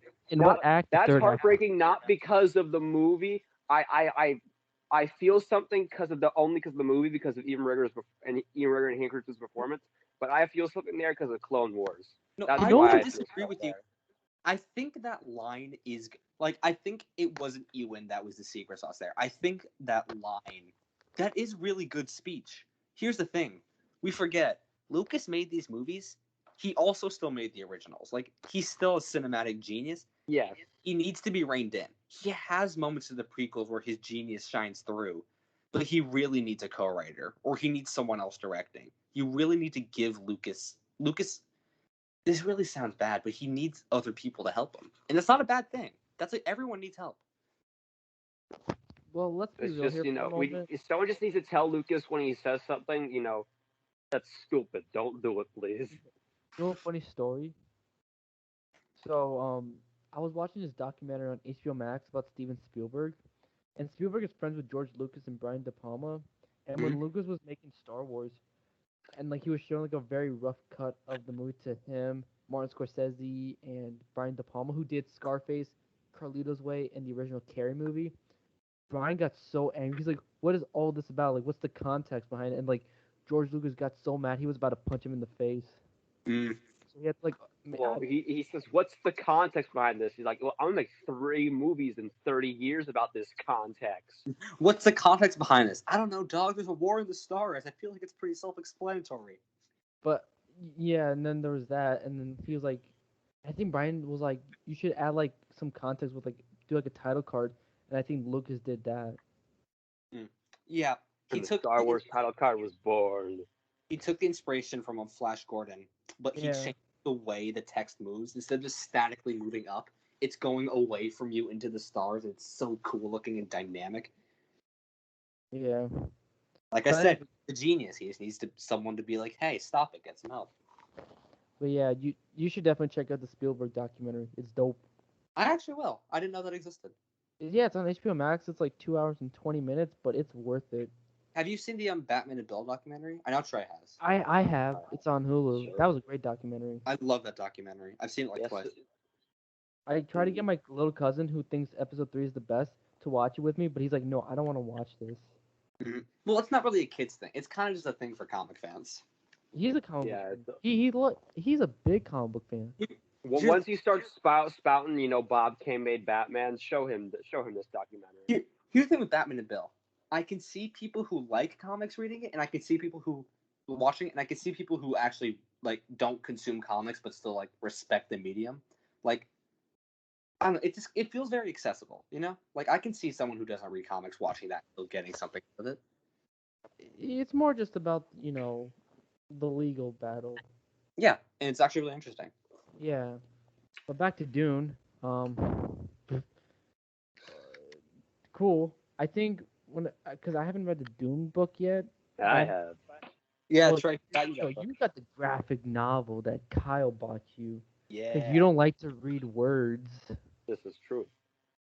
I'm thinking that I think after the movie, I'm gonna just pick the book up and just read it. But then again, I have a lot of books to read. Same applies for Killers of the Flower Moon. But yeah. I usually try and do the same thing. I like to read something before I watch it, mainly because I just like reading more as a medium. But I just, for some reason, got so unbelievably hyped for Dune. I'm not watching any of the trailers. I'm not reading the book. I'm just gonna go in as blind as possible. The only time I will ever read a book before watching is what I'm about to do with The Walking Dead. Oh, I should do that too. Yeah. A Walking Dead character got added to a game I like last year. Negan. He got added into Tekken, and it kind of made me. Oh, Batman's dad. Yeah, he was added, or rather, Batfleck's dad. He was added to Tekken, and it really made me interested in watching the movie, the show. You know what I mean? And the guy who wrote Walking Dead wrote Invincible and Radiant Black. Robert Kirk. And Marvel Zombies. Yeah, he's such a legitimately amazing writer. Mm-hmm. Yeah. Mm-hmm. All right, that was a tangent and a half. Well, what does there say about Dune? Trailers tomorrow, but I think by the time this is gonna be released, it'll probably be out. But then again, once we're done with the recording, I'm into the editing process. So anything could happen. But yeah. Enough with Dune. I think let's talk about some Marvel, baby. Let's get to Marvel. Dude, what do you got? Are we gonna talk? Okay. Or are we talking about something that's not, Well, actually, there's Uh, one more DC thing I want to talk about. There's what's one that? more DC thing. What's What that? was that? The casting for Batwoman. Oh yeah. Well, I Oh, I like Like didn't hear Batwoman. about this actually. now, this isn't. Now, I don't think. Well, it's not that I don't think. I want it. I really do. But Trade it's is just probably not going to be it. But the actor who played Renee Montoya in Gotham is going to play Renee Montoya in season 3 of Batwoman. really. It's Really? all connected. This is becoming a trend in superhero media where they just kind of recycle actors sometimes, and sometimes it works, and sometimes it's just kind of weird. It just kind of feels like you already had them on the payroll and just put them back in. Yeah, but my thing is that does this mean that Gotham and No. Batwoman might be connected? But Keep like, waiting. could it be? I mean, yeah, Tr- but would you Trey, want that? Trey. What The Yeah, Rock once said. Keep waiting, bitch. I will. I will. And I to answer your question, I see some people who are just like, no, ew, disgusting. They're like, listen, I don't hate Batwoman. I need to finish season 2 to get a full opinion on it. But I don't hate Batwoman. I wouldn't. I actually kind of, even though we haven't really met this Batman, I do like the Batman that's in this universe. And if the context is that the that David Mazouz's Bruce Wayne group to be Batman, the CW universe, okay, I'm okay with that. Anyways, water's wet. This is true. I don't watch any of the CW shows, so I couldn't even give you my input. Because you don't like to have fun. No, I just like to you don't I, like lightning lightsabers. I just like to watch good things. Yeah. At least. Um, but yeah. Anyways, Batgirl happened. Oh yeah. Oh did. yeah, I didn't know we got Kool-Aid Man up in here. We got Al Pacino now. Kool-Aid Man. Who's not in it? This is this is the third Space Jam movie, everyone. Oh, fact. But yeah, Batgirl. Yeah, Um, it's interesting. yeah. Yeah, I like this casting. I think it's good. She was really Yeah. good at it. So it's I didn't watch Into the Heights, but the thing that intrigues me is that she's only been in Into the Heights. Because if you look her up, it says American songwriter, and then Yeah. she was only in Into the Heights. Yeah. Her just coming in and immediately being, oh yeah, you're Batgirl now. I mean, I I'm feel like not saying it's bad, but it is intriguing. when big studios like this place trust in borderline unknowns, then that's usually a good sign, in my opinion, at least. Hmm. However, I could be proven wrong, but I just like this casting. I think she looks the part. She could probably It, act. okay. So yeah. it's played by Leslie Grace. Mhm. Yep. Yep. Is this in the DCEU Yeah, or that's the weird thing, because like they could say that she's just gonna be an older Barbara Gordon in the Pattinson universe, or she's gonna be J.K. Simmons' daughter in the DCEU. Or she could just be none of it and be in her own universe. that's true. Yeah, but at the same time, we're gonna have another universe with another possible Batman. That's what DC does best. Yeah, but I don't want that. Yeah, we'll go harder. I mean, don't Just forget just about that say just Superman. say it's DCEU adjacent, and I'll be fine with it. Yeah, that's kind of what every single movie is for DC now, and honestly, I'm fine with it. They only connect when they have to, and I like that. Yes. um. Anything else? No. All right. I think we're done with DC. Let's go to Marvel, baby. Oh boy. Um. So yeah, there was a little show that came out. I can't remember the title of it. It's a Marvel show. What was it? We're not playing games here. We're not playing games. We need the spill. The Yeah, second I saw that episode, I literally like my nerd gad just it. My God. Okay, let's not sugarcoat anything and just get to the point. Secret Wars is happening. You're goddamn right it is. You're goddamn right. beautiful. By the end of 20, 29. It Something like that. it'll happen. These things take time. We got a lot. I mean, if they're gonna, well, I feel like if we do get Secret Wars, it's not gonna happen until like 2028. Yeah. Which If I'm the happy. Earth, Wait as if the long as Earth, you need. if the Earth is still around, because climate change is real, and we gotta get our shit together. But anyways, This is true. yeah. But anyway, to put some more context to what's before I do my spiel on why Secret Wars needs to take time. You know, Sylvie and Loki went to the end of time. We said that a certain somebody might show up, and he kind of did, and it was He really did. cool. Yeah. Basically, he who remains, who's I think supposed to be Immortus. It is Immortus. There's no way Yeah. it's actually it's not Kang. No, he's supposed Even to though- be Immortus. Yeah. Yeah. Who's basically, and I find it weird that the TVA was kind of right. Mm-hmm. Like, isn't that weird?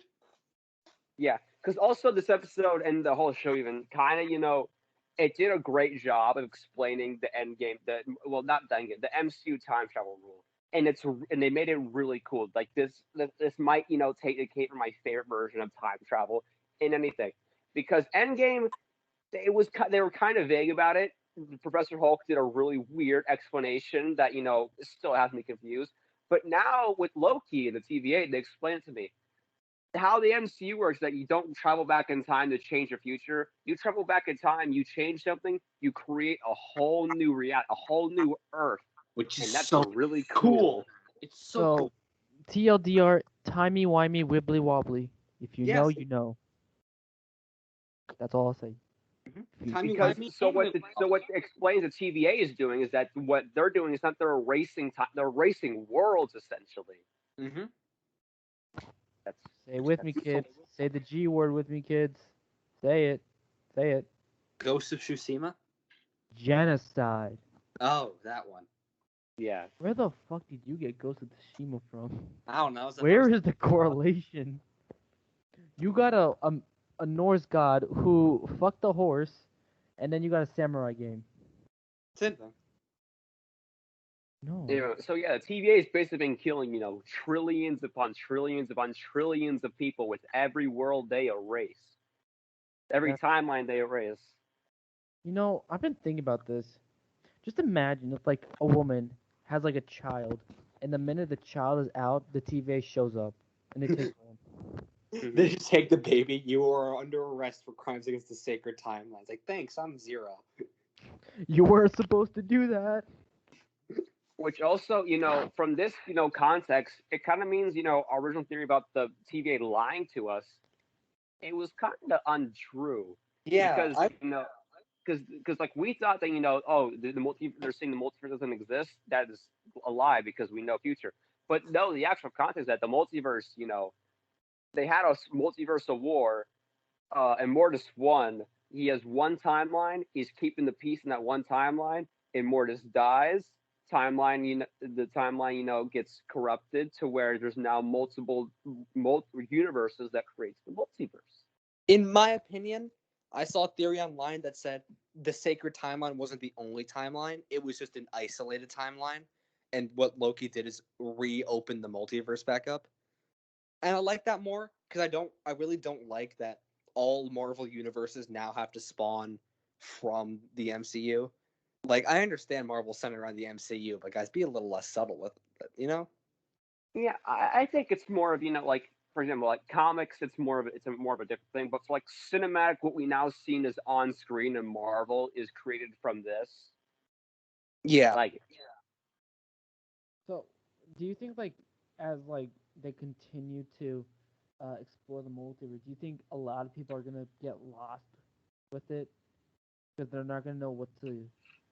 Oh, definitely. like that's definitely a concern. But Marvel and Disney. They have a lot of smart people that know how to contain this. And like this has always been a fear because the MCU, there is no end in sight. No end in sight.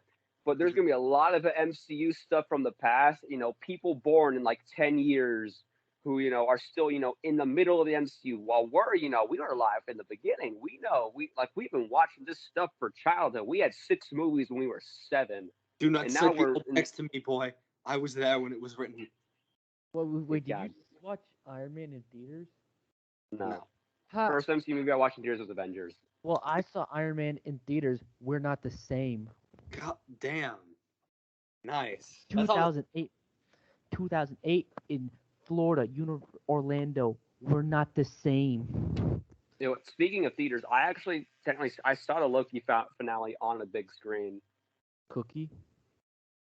Yes. Wait, No, wait. I took my cookie.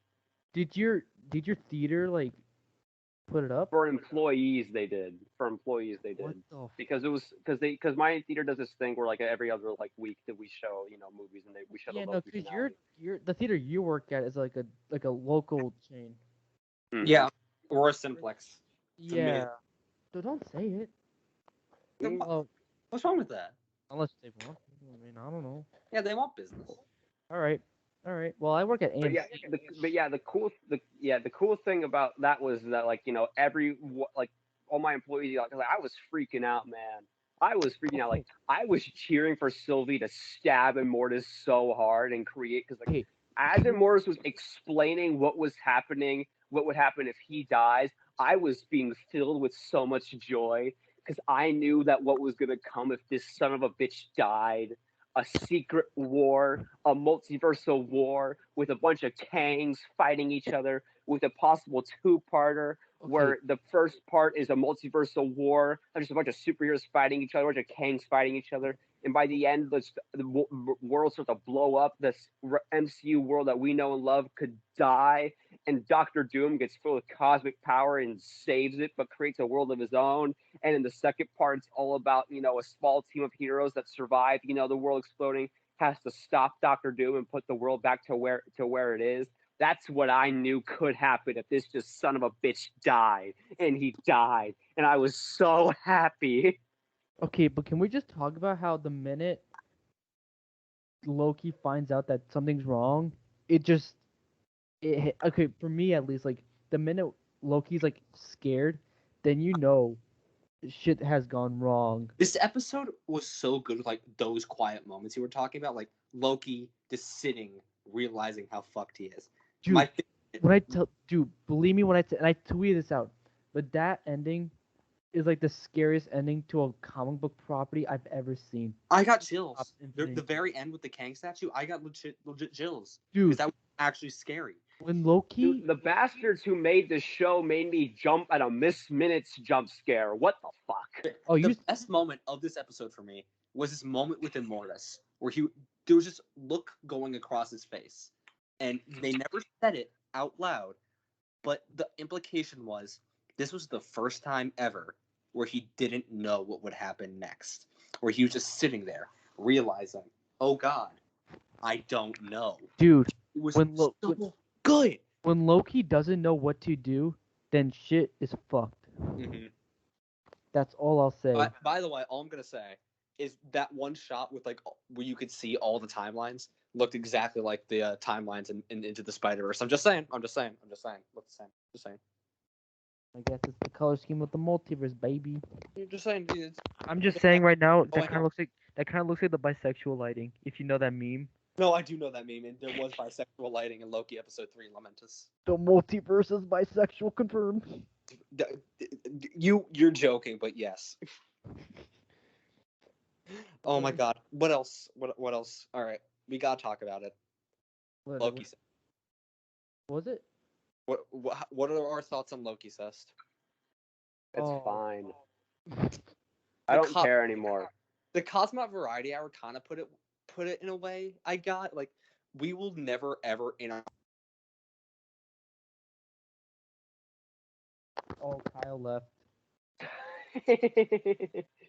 Oh, okay. Kyle got, the TVA. Hey, Well, yo, Kyle, what happened? Did the TVA catch you? Yeah, the TVA got me, guys. Oh, shit, what happened? For crimes against the sacred timeline. We weren't supposed to say that. But yeah, what was I saying? We were talking about how the Cosmic Variety Hours were saying that would never happen. Yeah, he's saying that in real life you can't actually like make out with yourself, so there's no like it's we can't establish that it's right or wrong within our society, so that it's fine. I don't. I understand what he was saying, but I don't agree with it. It just feels icky, you know. Yeah, like here's my thing with it. I'm okay with it now.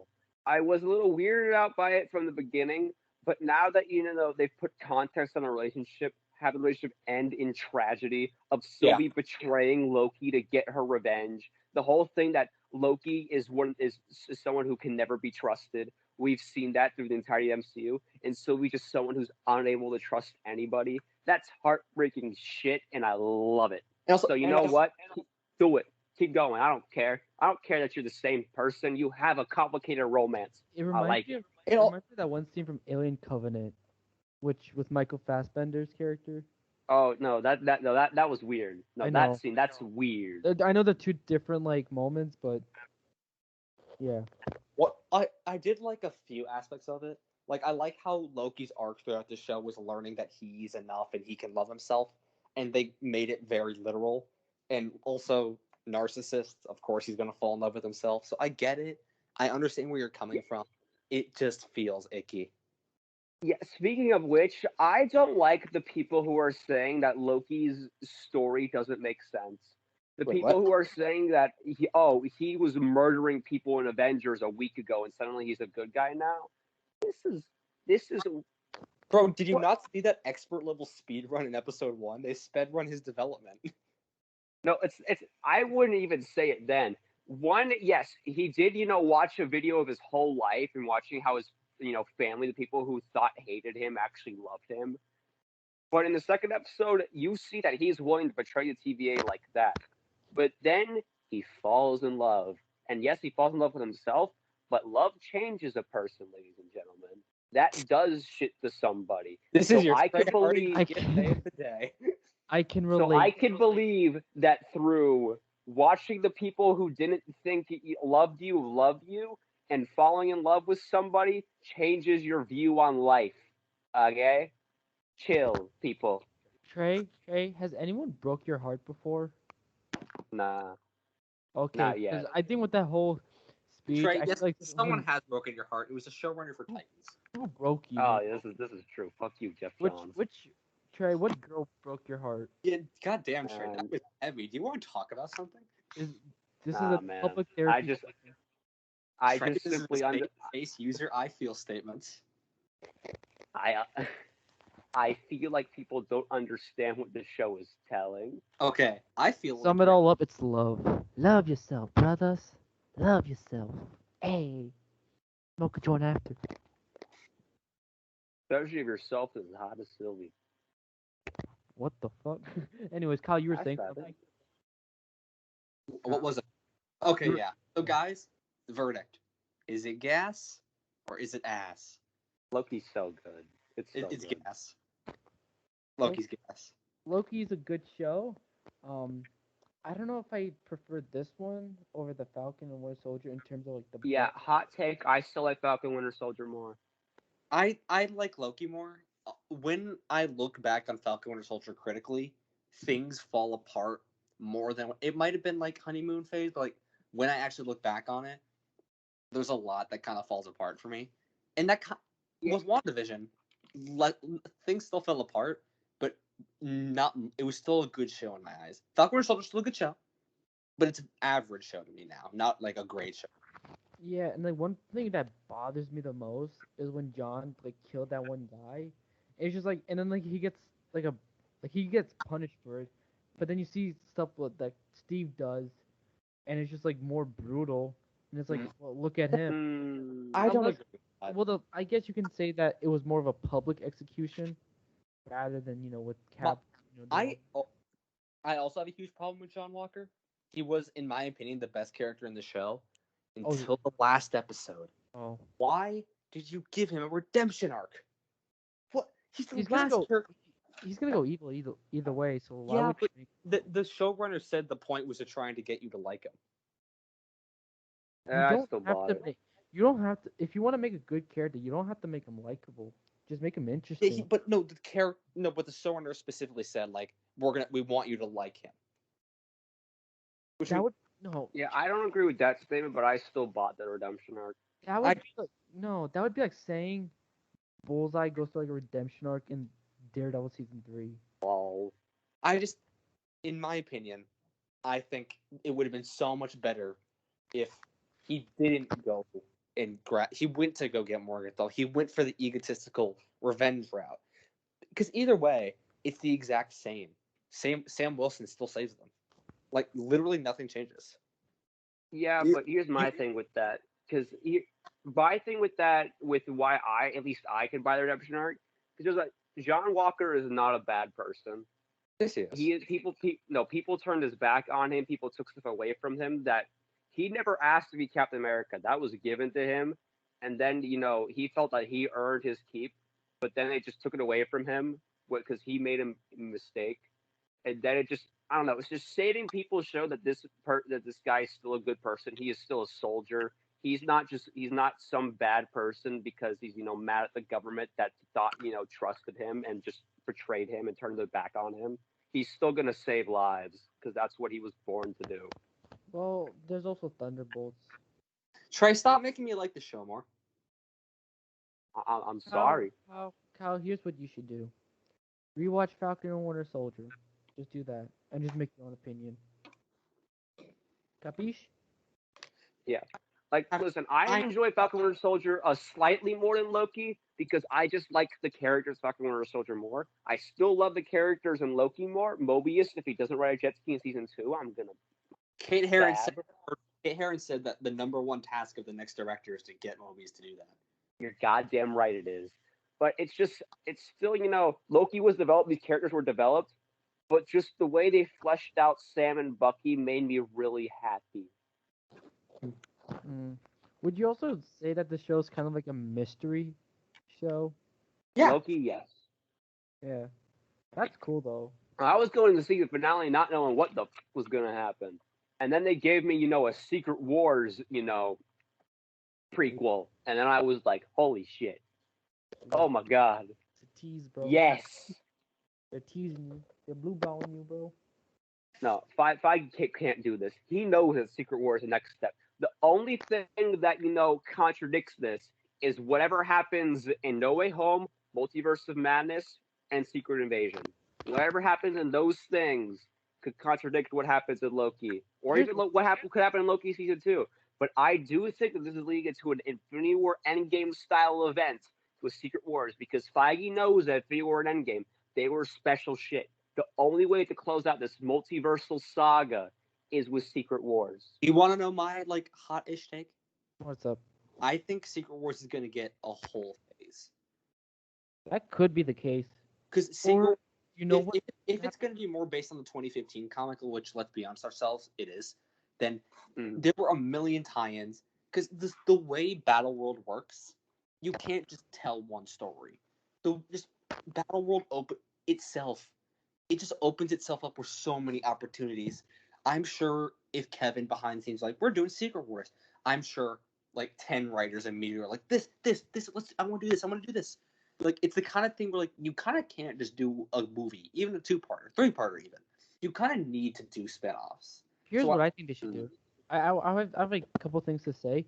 One, I feel like Doctor Strange: The Multiverse of Madness will not have a very satisfying ending, and things just get worse for Strange in the multiverse. I think the ending will be satisfying, but not for Doctor Strange. I think for the audience, it's gonna be like, oh hell yeah. Yeah, and then I feel like if Marvel's willing to put this much money into it, they should make Secret Wars a whole show. It would be like a comic issue. Secret Wars is way too big of an event to be put on Disney Plus. That's true. Yeah, I mean, with the right, well, the thing is, Marvel's, they're taking over the movie industry. If Marvel wants to put, if they were to ever put Secret Wars into a TV show, they could literally just go up to the theaters and be like, hey, we want to do this. We'll spit on your face. You better do it now. And theaters would be like, yes, we will let you screen every episode of Secret Wars. Because you make money for us. No, movie. When you think about how much money a movie theater would make from that, doing episode to episode, especially for something as big as Marvel, it just in the long run wouldn't be as profitable for the theater. So I mean, listen. I don't think theaters would bite for that. I think they would bite. Here's something else too. A show, signifies, we want a show because we need it to be long. I will happily watch 6 hours of a Secret War movie. Okay, let's Happily. not go crazy here. I barely survived 2 Towers. Oh, then you're not going to survive The Irishman. No, Well, I don't plan on it. Oh man. But yeah, I do like what Kyle is saying for a battle war movies because let's say because it's not gonna end with it, but Phase 5 ends with Secret War Part 1 where it just ends with Doctor Doom saving everything, and Phase 6 is just Battle World, and the ending Here's to what I Phase 6 do. Secret Wars Part 2 Reed God. Richards versus Doctor Doom, You know the what they ultimate should- climax. How sick would that be? You know what So I good. thought about? I think I told you guys this before, pre-pandemic. But I think with the Fantastic Four, they should have a trilogy, but the third movie should be about Secret Wars. That'd be cool. I don't think so much, don't call it Fantastic Four Secret Wars, but I told Kyle this the other day, but Fantastic Four is something that I'm so excited because, listen, please, for the love of God, don't make Doctor Doom the first villain. I could see that happening. I could see it happening, but please don't do it. No, What if all these Fantastic Four movies had in common? Doctor Doom. Now, I'm not saying that's the reason they were bad, but I'm saying it's a possibility. Here's What what I'm saying is make do. You got to introduce him slowly. You have to. We can't just have him appear because I think that's been a big problem with Doctor Doom. He's too big of a person to just appear. Latveria has to be mentioned, and you have to mention it has an evil dictator. You don't have to say it's Doctor Doom, but you can mention there's a Latveria and it has an evil dictator. And reportedly, Black Widow had something like that, and they cut it. And it's like, are you stupid? Are you stupid? You know what they should? Oh, Trey left. Oh, I tried, man. I guess you really like Black Widow. No, but I think it would be cool if they had, for Doctor Doom, they can give him a movie show. If it's I try. possible. Hey, Trey, did TVA catch you this time? Yes, they did. Oh no. I was about to drop bombs about Doctor Doom, and they arrested me, but I escaped, and now I'm back, so I can drop more bombs about Doctor Doom. Oh, shit, Drop the bombs. They're gonna prune you, man. I don't care, dude. I will kick Goliath's ass.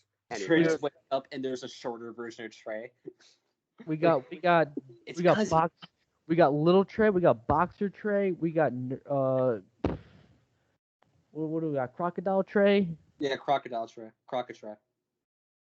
And then we got Trey. I don't know. Old Trey. Trey 2099. What's that? Love it. They're all great. Yeah, but back to anyway. Doom. So here's what I want to see from how Doctor Doom is, because my favorite thing about Doctor Doom is, I've said this multiple times in this podcast, but a hero-villain relationship is my favorite thing in just writing in anything. And Reed Richards and Victor Von Doom are one of my favorite hero-villain relationships in comics, which is something Secret Wars tackles very well. But what I want to happen is that at the first Fantastic Four, we introduce Molecule Man. Now, Molecule Man is probably one of the most powerful beings in the Marvel Universe because, I wouldn't say in the universe. I would say on Earth. Fair enough.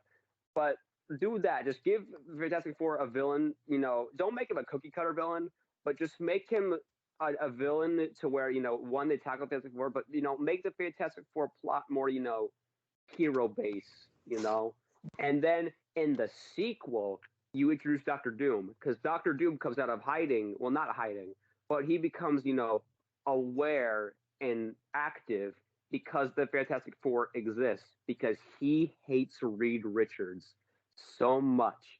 He gave him the face. He feels Reed's taking everything from him. He wants nothing more than to kill Reed Richards, and I want to see that shit. Good to know. And he hates Reed Richards not only because of all that, because deep down, Doom knows Reed is better than him, and he can't allow that. This is why Doctor Doom is one of my favorite comic villains.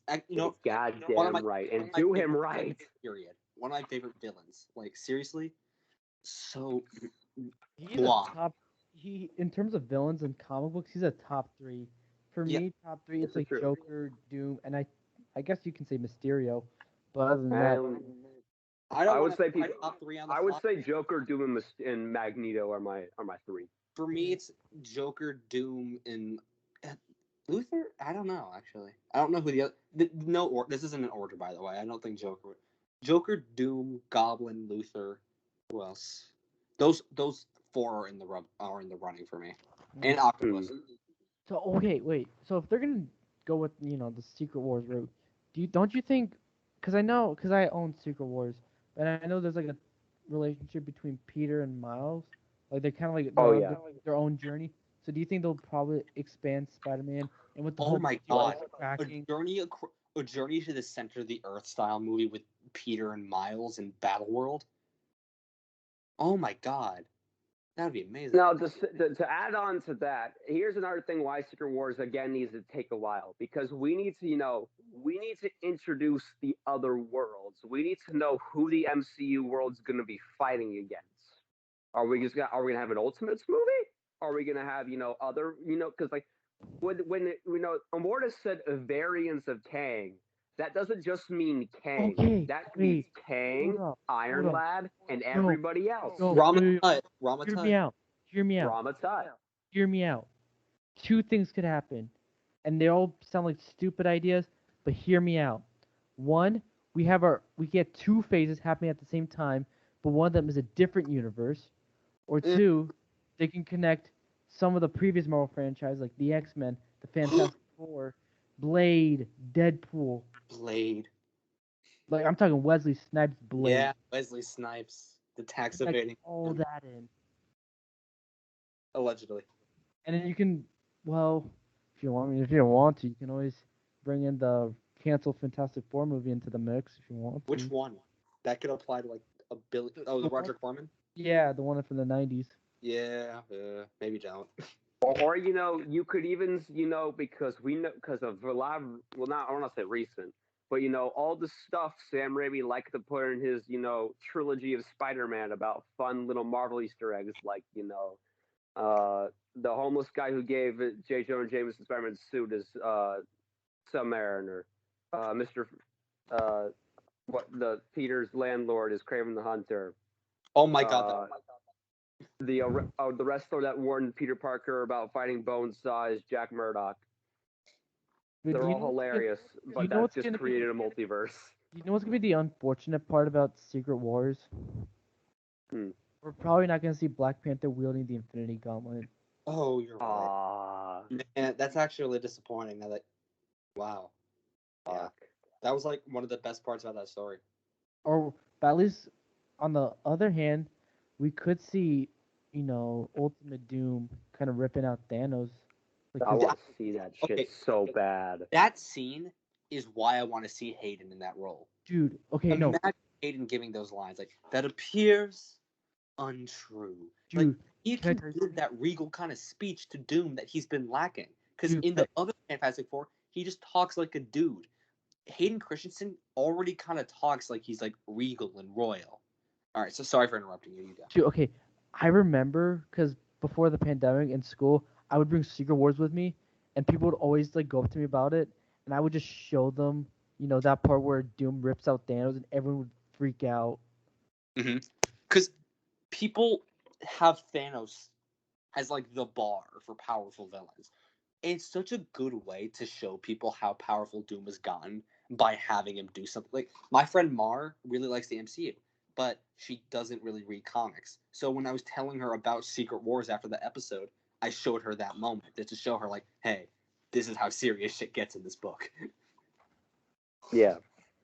It's like it's also like a way that, because Marvel is genius with doing stuff like that for like hyping up their bads. Because the first thing Thanos does in the first movie he's in is kick Thor, Loki, and Hulk's ass.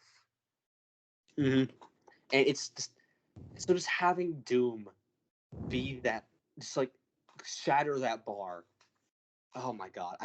If we do get an Ultimate Universe, have Brolin come back and be the Thanos, or heck, we could get a different actor and have the arrogant Thanos we know from the comics. Have the original Thanos come back from like the first event. Have that actor come Thanos. I want to see Thanos in that original armor again because it looks so cool and we never saw it again. The Guardians of the Galaxy look, beautiful. Yeah. If you thought Thanos, I just kind of want to see the reaction to like these non-MCU fans reaction when they find out. When they see Kang doing shit, Like, or dude, or Cosmic Doom. like just imagine how our school would react, because back then, I guess you can say a lot of people were all about the MCU, and they were all like hype up Thanos, but it's all fun and games until Doom shows up. Yeah, because it's honestly that's the enjoyment about being a comic book fan under the MCU, because everybody loves the MCU, but if you read comics, what the likely stuff's gonna happen. You still enjoy the movies, you're still surprised by them, but you know what's going on. Because like after I watched the Loki finale with my siblings, I had to get up and be like, okay, this happened, and this set up this. Like literally, like there's so much to explain, and it's so exciting. Let's be real here for a moment. Compared to the Marvel Universe from like 80 years of it to just to the MCU has not scratched the surface of. Hell no, guys. And some people who like didn't understand were like, "Oh, I guess the MCU's done." Yeah, guys, I just had a power thought. Okay, you know how Venom is probably in a different universe to the MCU? Yeah. Yeah. So what if Venom is brought into Battleworld, and Spider-Man gets the symbiote on Battleworld like the original Secret Wars? Or they could combine both Secret Wars into one. That's what I think. That's what they're probably gonna do. I think they'll lean a bit more. That's why I'm saying a two-parter is likely, because the first part will lean a little bit more to the original Secret Wars and the more of the fight scenario, but the second part will have Battle World. But come on, guys, tell me that isn't genius. That's very likely. No, yeah, yeah. Secret Wars is definitely because Tom Holland will not get the symbiote for a while, but Secret Wars is a great way to give him the symbiote. Yeah, and then there's Morbius, the living vampire. I don't care. Happening. We don't care. We do not care. But okay, wait. It takes a lot for me to not care about a superhero movie. That does it. But I was gonna say something about Secret. I feel like we're already skipping to Doom, because I feel like we're going into ranks. Like Thanos is a bottom tier, and then Kang is like an upper tier, and then we're going to go to Doom tier. What do you guys think? Because it just feels like it's all leading up into something. Because I just feel like we're going, because Kang's definitely going to be a big player for a while, and then Doom's going to come in, and then that's probably going to be the big player. Because I hear some people also saying that we're going to have a mix of really big bads. I don't really see it that way. I think Marvel likes having one a major threat, but we will see. Unless they team up. Yeah. But so that's my thing. Because I could just imagine, Kang, fucking shit up at Secret Wars Part 1, and then Grandpa Doom being like, no. Get the fuck out of here. Just imagine if Kang and Doom team up, and at some point, Doom is like, man, I don't like you, Kang. So he just straight up murks him. Yeah, because a cool thing about Kang, he is technically a descendant from Dr. Doom and Reed Richards. The way it is in the comics right now is it's kind of it's debated whether or not it's ambiguous. Yeah, in my opinion, it's probably Reed Richards, because Reed Richards' dad is a time traveler in the comics, so kind of fire. I kind of like the idea that they're both, Kang's grandpapas, their kids, got it on, or great grandkids or something, Kang. Because I like the idea that this one being in the Marvel Universe is a descendant from one of the Marvel Universe's most, both their two of the Marvel's smartest minds, but one of their greatest heroes and greatest villains. Mm-hmm. And then with Kang, because I know Kang is kind of related to Reed Richards. I don't know how. I don't remember, but his name is Nathaniel Richards. Yeah. So, could we possibly see the new big bad of the MCU? His name's Nathaniel. Mm-hmm. Oh, by the way, since Kang is a person of color in, MCU, I kind of like that Reed will probably be a person of color then. Yeah, I was about to say that. Could that be the case? John David Washington. Did he? I Say mean, here's my thing with that. That's a cool casting, and that'd be great. But it's also not required to, like he Yeah, doesn't like Reaver just does not have to be a person of color. It's it cool if he doesn't. would But it be, would but be, it's not required. it would be nice though. Yeah. is that? I mean, we're talking about some multiversal figure compared to one smart dude, one rock dude, one lady, and someone flame boy Yes, sir. who likes to go on psychedelic adventures. To put it that way. All right. So Loki official rating, it's gas. That show so good. My God. It's good shit. Yeah. Mohammad, cinema. You're asking me if a TV show is cinema. Yeah. Think about that, will you? Think about For the here's the thing about the TV shows now. Since cinema is a verb, show that something a movie is good. Do we now say a streaming service show is streaming? Shut up. We're not there Not yet. streaming. A show, no, a non-streaming show is like that's not streaming. We're not cinema, there. not streaming. We're not there yet, Trey. Maybe in a But couple. you're saying we're saying we could be. We could be there someday. Is that what Yeah. you're saying? Keep waiting, bitch. If if if we get climate change, if something happens, because Yeah. Listen, scientists. From what Loki just taught us, we gotta find a way to get this shit under control. All right, I Things don't are want to move to soon. Mars. I do not want to move to Mars. No one does. All right, let's get our shit together, will we? Can you, por favor? I just zoned out for like a solid 2 minutes. Are we talking about climate change now? Yeah. Yeah. We need to get our shit together, guys. Come on. Come on. And to all the people who deny about it, shut the fuck up. We're looking at you, big corporations. Seriously, y'all are doing like 90% of the work with climate change. You guys need to like. We're looking at Yeah, you. Bezos, stop going to space when we got stuff to do down Dude, here. he went to fucking space with his family. There's a petition for him to not come back, and 180,000 people signed it. Okay, well, I can't say I blame him. Yeah, no, I can't either. I'm gonna look for the petition. Allegedly. Send me the link. Honestly, I wouldn't be surprised if the government did something where they put something on the rocket ship and then kablam. No, the government loves Bezos. The give government him is a money. very sketchy. I don't think the government's gonna do it. I think terrorists are gonna do it. Yeah. Okay, let's stop talking about this on the superhero podcast. Well, we're not done. We're not done with about Loki because there's a rumor that Loki might appear in Multiverse of Madness. Personally, I don't think he is. That's true. Yeah. Well, I mean, come on, let's be real here for a moment. We haven't gotten a single set photo of the Multiverse of Madness movie. And I love that. Because Yeah, again, we have no idea what the multiverse of madness is That's going to be an about. I think I've said it on this podcast, but that's my most anticipated, probably superhero movie, next to No Way Home. I'm just so ungodly. Batman. What? What about the Batman? That's like number 3. Wow. Actually, from my list would go number 1, Multiverse of Madness tied with No Way Home, the Batman. What would 3 be? But 3's probably Blade. We'll get to Blade. We'll get to Blade. We'll get the Blade? Yeah, we'll get to Blade. We'll get the Blade. Okay, cool. Just check. We'll get them. We'll get to him. I would say Fantastic Four, but that just feels so insurmountably far away.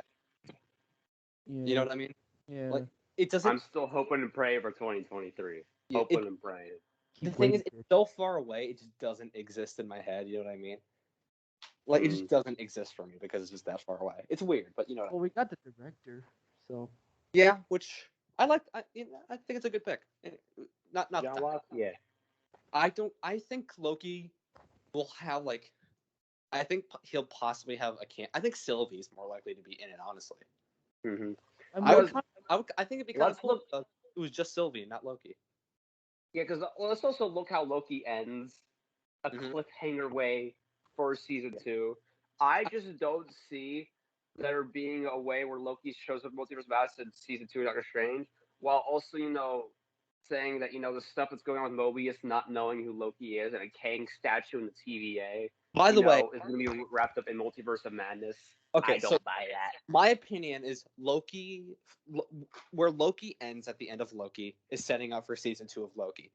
Where Sylvie ends is setting up for Multiverse of Madness. Like, I can very That's good. easily imagine a scene where, like, Doctor Strange walks into, like, Kang's old pals, like, what the fuck is going on here? What did you do? Like, you know? Yeah, like he slingers to the end of time and sees Immortus still be standing over Immortus' dead body. And he's like, You "You dumb motherfucker! You Come, asshole. you dumbass!" Get up, you're helping me fix this.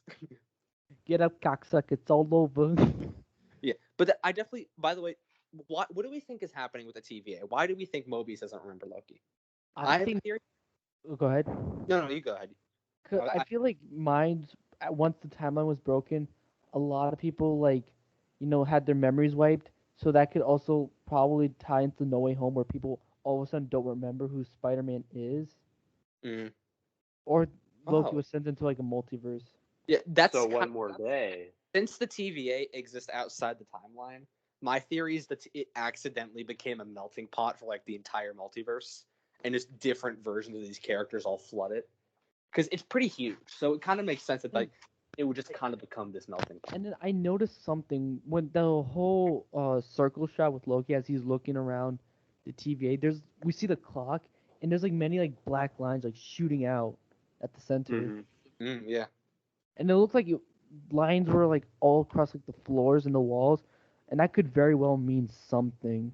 Yeah. Kind of helps my theory a bit. Yeah, I'm and just so cool and epic. but back to the Loki rumor. This is like reported by this rumor came out by the Hollywood Reporter, and these guys are top of the game when it comes to rumors. Yeah, they're So, legit. yeah, it's they were the first ones who to report that Jamie Foxx would be in No Way Home, and here we are. Yeah, we know that to be true. Exactly. So I'm betting he's probably in the movie. I mean, at this point, I wouldn't be surprised because there's no set photos. We don't know anything. Mm-hmm. What the fuck? I know what happened. It feels like a miracle of God when like we find out nothing about a movie. Like we got set photos for No Way Home, but Multiverse of Madness, yeah, keep looking. Keep waiting, bitch. Exactly. But yeah, anything else? So anything else on Loki? Um, in terms of the multiverse, if they dare Yeah. hurt my boy Mark Spector, we're gonna fight Marvel. Kevin, No, you I feel like Mark Spector is gonna be more of Moon Knight. At least Moon Knight's gonna be more of no, bro. its No, bro. own Yeah, thing. If the I multiverse, think with Marvel going so multiversal, they need to have a few designated like street level heroes like She-Hulk and no, Moon bro. Knight. Or heck, you know what? Maybe Moon Knight's gonna be part of the Lady Hydra, No, spy no, no, plot no, that no, they're no, also no, setting no, up. no, no. Trey. If if the multiverse dares hurts my boy Mark Spector, me and Kevin Feige, we're gonna smoke. I'm out. Muhammad's gonna have to intervene. I'm gonna charge at him 100 miles per hour, and I want all the smoke. I will slap him so hard, he will grow hair back. Oh my God, Shit. Muhammad! Jesus Christ, Make no mistake, if you hurt my boy Mark, we're that was taking. so mean. What would you rather have me do? Slap him so hard his hair will grow back, or slap him so hard the minute he opens his eyes he's meeting his maker? Pick Yeah, one. he can have his hair back. Exactly. We gonna have the smoke, bro. Kevin Feige, don't hurt my boy. If the multiverse touches him, make I no mean, mistake. when you look at it this way, there's a lot happening in the MCU that's not gonna interfere with the Secret Wars multiverse thing. Like, how do you think Shang-Chi's gonna be, a thing in Secret Wars? He's gonna karate Kang. He's gonna do a kickflip with Kang. Yeah, he's gonna just beat him up. Hmm. He's gonna just hit him. He's gonna bitch slap him with his 10 rings. God, I would pay good money to see that in the movie. Let's be real here.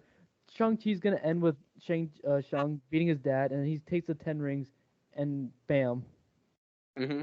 Yeah. Now he's It's the Luke Cage season 3 we always wanted. Yeah. I definitely like how the MCU's been portraying different cultures, but it really feels like they took all the life out of the rings. Like it's the whole movie seems like such like a love letter to like Asian culture and like the art of it, and then the rings just look like metal rings. honestly, it's better than just having like those small miniature rings just wrapped around someone's fingers. Yeah, but those had character. Like those had like It's It's way better than Coming from you, Mohammed. what? It's coming from you, Mister. Like, you love movies. Like, I just feel like, I feel like I feel like it's a little rightful that like be a little annoyed they took all the character out of it. Oh, the rings? Yeah. It's just, it's bracelets, bro. Yeah, Bracelets but are just they bigger stand sizes out. of rings, bro. They look like vibranium rings, and not like Okay, yeah. Speaking of the rings, I know they're made out of vibranium. No, I know it's it. so obvious. They look like vibranium. It's if you don't think so, and if Marvel doesn't say so, what were you smoking? It's either it's either lazy design or vibranium. Exactly. It has to be one of those. Mhm. Pick your poison, Marvel. Mhm. Just like how you're gonna have to be careful with Moon Knight. Yeah. Oh my! I still can't believe they got Oscar. Oscar Isaac's been busy, man. He's gonna be in Dune, Moon Knight, Metal Gear Solid. Man's can't catch a break, and he's in that. Like, listen, Go ahead. to say what Kyle was about to say, I'm not surprised Oscar Isaac's been playing Moon Knight. Oscar Isaac loves Marvel. He loves it. We can He's tell. about to play 3 Marvel characters. He loves Marvel. He did. Yeah. Oh wait, yeah. Apocalypse, Oh wait, yeah. Apocalypse. Right. Yeah. Mans loves his Marvel. He's been in the Fox Marvel. He's been in Marvel Studios. I completely forgot he was Apocalypse. We don't. He did a good With job. good reason. He did a good job in that role. He did a good job with what he was given. The acting was good. He couldn't have made that any better. And that's why you guys. That is a compliment. That is a compliment. And that's why you guys. Especially since that movie did not deserve its cast. That cast brought it so hard, and the movie did not compensate for it. Yeah. We saw the Fassbender scene where he was holding his dead family, pouring all he had out there. That's such a good scene, and the movie did not help that at all. Like, I get really because like that scene is so good, but it's pointless. Like, it doesn't have to be in the movie, and it has no ramifications. Granted, it does give Magneto's arc weight, but yeah. Still, whatever. It's been what 5? Oh my god! It's been 5 years since X-Men Apocalypse. Shut up! Dear. No. Anyways, guys, if you want to watch a nice Oscar Isaac movie, go watch Inside Llewyn Davis. That's just good movie. movie. What are you talking about? I was gonna watch Ex Machina. Ex Machina too. That's a banger too. He's also in Drive. It's go been watch. 7 years. Shut up, Days Kyle. Kyle, shut up, Kyle. Oh We're my talking god. about cinema. No, and go watch his new movie that's gonna be directed by Paul Schrader, who wrote Taxi Driver and Raging Bull and The Last Temptation of Christ, and he also did First Reformed, starring Ethan Hawke, who's also gonna be in the Moon Knight show. Motherfucker. Shut up, Kyle. We don't talk about X-Men. I still have such a vivid memory seeing that in theaters. Let me mute Kyle. Let me mute him. Jesus Christ. My God. I remember talking about that movie. We haven't even explored the X-Men yet with the MCU. Oh my, 5 years. Yeah, Secret Wars ain't coming out in like 2038. 5 years. Oh my God. Are you still talking about? This isn't even a bit. This is legitimately me just being freaked out that it's been 5 years. 5 years since what? We're old, Kyle. Get over it. Shut up, Trey. Shazam. Wow, that mute button under your name looks really good right now. Shazam came out when me and Trey were in middle school, and the last one will come out. Okay, I just muted Kyle. Trey. Yeah. All right, that should be good. Yeah. All right. Moving on. So you guys are public. Oh, that mute button, man. Wait, Trey, can you do that? We will. I don't think so. We will be out of high school with the sequel to a movie that came out in oh my God. Start. This isn't a bit. This is legit. Bars. Anyway. Yeah, I can't mute him. Okay. Only you can do that. And trust me, he would like to.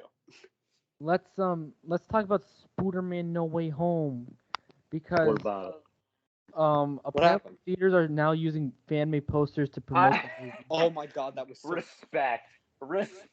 Yeah, honestly, Sony waiting on my ass for that trailer. They went. Theaters are already out there doing it. They're already promoting this for you. Sony, get your shit together. You have like little to no time left. Speaking of which, I had a thought the other day, and a couple people have also been, tweeting out how much MCU stuff we're getting. But Hawkeye and Miss Marvel are still slated for this year. That's It's almost August. Where's the goddamn trailer? okay. Hawkeye, I get. Miss Marvel still feels so far away for some reason. Hawkeye's probably going to come out in October. Don't say That's that. the thing. Don't say that. Don't you ever dare speak that into existence. Because when you think about the MCU schedule, Shang-Chi comes out in September, Eternals comes out in November, and No Way Home comes out in December. Something's got to happen in October. And what is coming out in August? Granted, we got like no Loki advertising. We got like a trailer and then like TV spots, and then it happened. I'm betting Miss Marvel comes out in December too, because while No Way Home is going to come out, that's a big moneymaker, but it's going to Sony too. So I think a pure MCU thing coming out in December along with No Way Home makes a lot of sense. Plus, also Marvel's not adverse to doing a show and a movie in the same month. They did that with Loki and Black Widow. Yeah, but I was more excited for one of those things. Yeah, same here. I haven't even seen one of those things. But back to No Way Home. Sony, you gotta hurry the fuck up with this. Yeah, can we get a little advance on this trailer, guys? Dude, look, listen, I'm gonna go unfiltered for this one. Sony, it's what, July? This movie's not coming out in like what, December? So September, October, November, December. Wait, August, September, October, November, December. Okay, we got 5 months left. Get it together. Pick your shit up. Get up. Get up. Wake up, get out there, Sony. We need that trailer. Get up, motherfucker. You're late. Dude's about to have a second trailer. No. You know what we need? We need Trey to like have a microphone. Go right up to Sony's office, like in front of Sony Enterprise or their office, their little CEO castle, and just be like, "Get up, cocksucker! It's all over," or spiel one of his intros. I got it. I got you. We will go to Hollywood, Sony. Make no mistake. We will go to Hollywood. I'm booking flights right now. Yo, how much are those plane tickets? I got some business over there to sort out. We got a business to look on. Exactly. Courtesy of the Thinking Box podcast. We're gonna have to make them an offer they can't refuse. Business trip. We have to make them an offer they can't refuse. Yes, sir. And like apparently there's a rumor which I don't believe, but it's so laughable that I have to talk about it. Where Sony found out, where Sony discovered that, they were gonna release a trailer tomorrow, this July 22nd, but it's July 21st as we're recording this, and they got so upset that they delayed the trailer. Pussies. Sure. Okay. Dude. Sonny, what are you waiting for? What is the best time to release this trailer? Is this gonna be the only trailer you're gonna release? That's what I want to know. Sony, what's stopping you? What is stopping you from releasing those trailers? Tell me. What is they're trying to save? I think they're trying to save like the money shot, but also almost all the leaks and rumors are saying Toby and Andrew won't be in the first trailer. So what are you saving? My only guess could be like they're saving the Green Goblin money shot. Okay, here's what I said about. Here's the thing: the longer and longer this trailer doesn't come out, the more and more I think that Toby and Andrew are going to be in this trailer. No, also, the longer and longer it doesn't come out, the more and more people are going to be disappointed when Toby and Andrew's not in the first trailer. Like, you don't understand, Sony. You're lighting a fire. Like, seriously, when it comes out and they're not in it, what is good? Oh my god, fans are going to riot. Like, seriously, like people will go crazy. Like, you make what? Take to the streets. Yeah, like people have been building up these expectations for it's Last Jedi syndrome.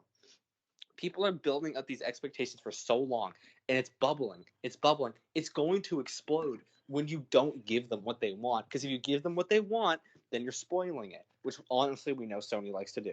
And if you don't give them what they want, they'll get mad at you. Sony, you've done this to yourself. Like, this is your fault completely, and it's. Listen. Yeah. So here. Anyway, I have a public service announcement to this. Avi, I know this is you. It can only be you. There's no one else who would do this. The So, Thinking no, Box shut podcast your trap. officially Shut calling your out goddamn trap This is our and this is give our me latest. that goddamn trailer. This is our exclusive scoop. our exclusive scoop. Fuck you, Avi Arad.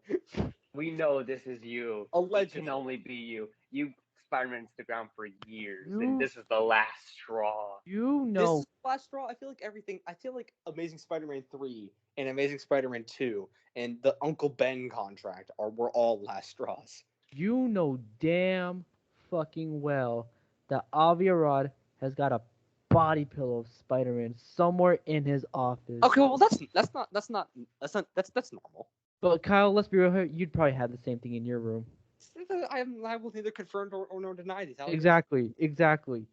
But listen, I said this on Twitter. Not putting Toby and Andrew in your first trailer is not a good idea. Because let's think about it this way. We're all Spider-Man fans here.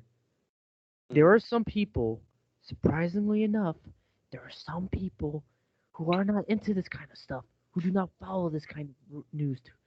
So when, so when you're not gonna, so when you're not going to put Toby and Andrew in your first trailer for first impressions, you're pretty much lying to your audience, and you're gonna make sure you're gonna put audience. You have to make sure your audience know what kind of movie they're gonna get themselves into. At first, Well, it feels like it's revealing too much.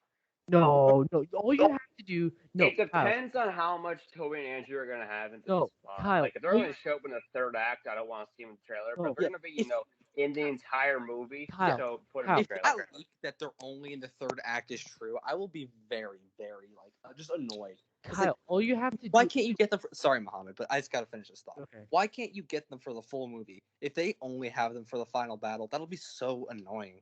Okay, two things. One, that's just very anticlimactic and just lazy storytelling. And even though we know nothing about the movie, that just sounds wrong. Two, just show like just them looking at each other. Just don't even be like, just don't show like an action sequence. Just show them for one shot, and that's it. That's all you have to do. That's Just it. do the Spider-Man pointing at each other, man. You think I'm kidding? It's probably very tempting for them to not do that. You know what I mean? It's a missed opportunity. I think knowing the MCU kind of humor, I feel like we're gonna get at least a reference to that. Exactly. At least a slight jab. If you can do it in Spider-Verse, you can do it here. Did they do it in Spider-Verse? Yeah, and credits. Yeah, they did. Oh right, I don't Voiced know why. by Oscar Isaac, Spider-Man 2099. Yeah, they did that, but that was way more blatant. I'm talking more just like the pose. Dude, I'm on Twitter right now, refreshing, hoping like breaking news happens. It's not gonna. Breaking news: we're talking shit about Avi, and you finally decided. Breaking news: we don't like Avi, we don't like Titans. Never before seen. Oh, haven't heard that before. But dude, okay, if the trailer does come out tomorrow, which is less likely. I heard some people saying it would. It's not gonna, but I heard some people saying it would. Listen, we will know for sure when the trailer comes out. I am convinced Sony's going to put out a 14-second thing with a Spider-Man theme and says trailer out tomorrow or something. If it happens while I'm in driver's ed class, I'm going to be mad. All I heard with the trailer is that we're going to get it between now and the premiere What If. I'm saying it's going to come up between now and December 17th. Right, even that's like unlikely. Some people are saying that the trailer's gonna come out in September. If you're gonna put the trailer in September, you're overdue. It's way too late. Well, I mean, it's gonna be funny when we get a second Eternals trailer before we get a No Way Home trailer. Remember when the Eternals trailer was like the trailer we thought we'd never get, and then they just released it one day. I remember Trey was sleeping when it happened, and I spent, and he woke up like, "Oh shit, it actually happened." Yeah, like it was just it felt like this thing that would like never happen. And then, I thought it was just knowing me, I'm gonna sleep through the No Way Home trailer. Dude, forget the fact that we didn't go have a trailer. Merchandise are already being sent out in stores. Yeah, with Eternals, they kept that shit locked. Like no. Yeah, where's my Eternals Funko Pops, guys? Come on. Yeah, but with Spider-Man No Way Home, it's like we know the plot of the movie before even a trailer or a poster. Hasbro released their Marvel Legends line for the movie. Yeah, released it. Sony, you're bringing so much harm to yourself than good. Hot Toys didn't even leak the black and gold suit. They just released it. Like they were just like, yeah, this black and gold suit's going to be Spider-Man No Way Home. Like because it got leaked for a day, and they're like, you know what, fuck you, we're just going to show it ourselves. Someone's gonna have to go up to Sony right now and be like, "You gotta stop playing this game. You gotta stop playing the long waiting game. You gotta, you gotta, you gotta do something." This, I do like minimal advertisements and long games because it makes the hype better. But the rumors, it does all signs point to Toby and Andrew not being in the first trailer. Okay, but like, think about it this way: how would the internet react if they're not in the movie? By love it. I would love it because like I have a theory. It's not a great theory, but I have a theory that Feige and Molina are just trolling us so hard with I these don't leaks think so. and everything. I think they're It's smarter just, than that. yeah, but at the same time, I feel like Feige's just like, you know what, guys? I remember when you just, let all you wanted out for WandaVision. You know what? I'm gonna teach you guys a lesson. Is that really in And his just best interest, though? probably not, but I find it enjoyable and hilarious. Honestly, we haven't even seen set photos of Toby and Andrew. You know, We saw. We haven't seen Toby photos of anything. We just saw Tom in the red and black suit, and now we know that's We've Paul seen. is gonna get 2 new suits. We've seen pictures of Toby in Atlanta walking into a building at the same time No Way Home is filming. And then, people are like, oh my god, he's and do you going remember to the costume DoorDash theater. story? Oh yeah. Wasn't that proven fake though? I don't know. But it was like, yeah. Wasn't it? I don't remember. But I remember a fan asked Toby, hey, are you in No Way Home? And he winked. He winked and smiled. Yeah, which means yes, he's in it. But just imagine if they're not in the movie. Just imagine what would happen. I'd be so happy. People would be I mad. mean, I'm fine if they're in the movie, but like if they're not, and just Feige spent the past months trolling Twitter and the entirety of the internet about about Toby and Andrew being in this movie, and they're not in the movie. I'm gonna be so happy. I've been pretty adamant that story-wise, I think it would be better to do a movie about Peter Parker on the run, trying to clear his name, and Daredevil's in it too. I would have preferred We that. forgot about Daredevil. I would have preferred that greatly. And my theory was for a while that they were in it, but it was like the last scene or an end credit scene. But that's looking to be less and less true by the day. And then we gotta put up with Daredevil. Daredevil, if this is a Tobey and Andrew movie, he's not in it. He's not going to be in it. That's one character I feel like may or may not be in the movie. It's just, everyone acts like he's confirmed, like the way Tobey and Andrew are confirmed. No, there's been like no actual like sources to prove that he's in the movie. Like I mean, Phase Zero did say that, at least according to them, that Charlie Cox has finished filming. Yeah, but that's it. No other reputable sources have said anything. No, there's been no sightings, no DoorDash stories, no winking, just nothing. Like there's been nothing. Yeah, we don't even know if Charlie Cox is in Atlanta. It's just because people want it, and frankly, yeah, good reason. But it's not a reason to actually like get mad when he's not. You know what I mean? Mm-hmm. Like I think, like I said, I would have preferred a Spidey Daredevil story to a Spidey story. But that's looking. Mm-hmm. I'm still excited for the Spider-Verse story, but I think you know what I mean. Yeah. Yeah. I'll say this now though. If there's no episode next week, then you know what happened to the both of us, the three of us. We kind of TVA got us. what's more than just a TV? I'd say we kind of got arrested for trying to invade Sony Studios. No, we went into TVA and we went to Sony. Okay, we started a Nexus event and the TVA got us. Yes. Oh, I forgot to mention this during the Loki portion. Did you guys hear that really, really bad theory regarding the TVA? What's that? What? If you turn the TVA logo upside down, it looks like the words Val. So No. people think Shut up. No. Yeah, people are thinking that she's involved in the TVA. No. It's the dumbest. God. It does read Val because the T only has one side to it, so it does honestly like look like the word Val. But it's not. She's not involved in the TVA, guys. She's Madame Hydra. Mm-mm. I'm not buying it. No, no one is. But yeah, The how long best have thing we she could be is a scroll. That's it. No, I think I think hers as an undercover agent is going to be great.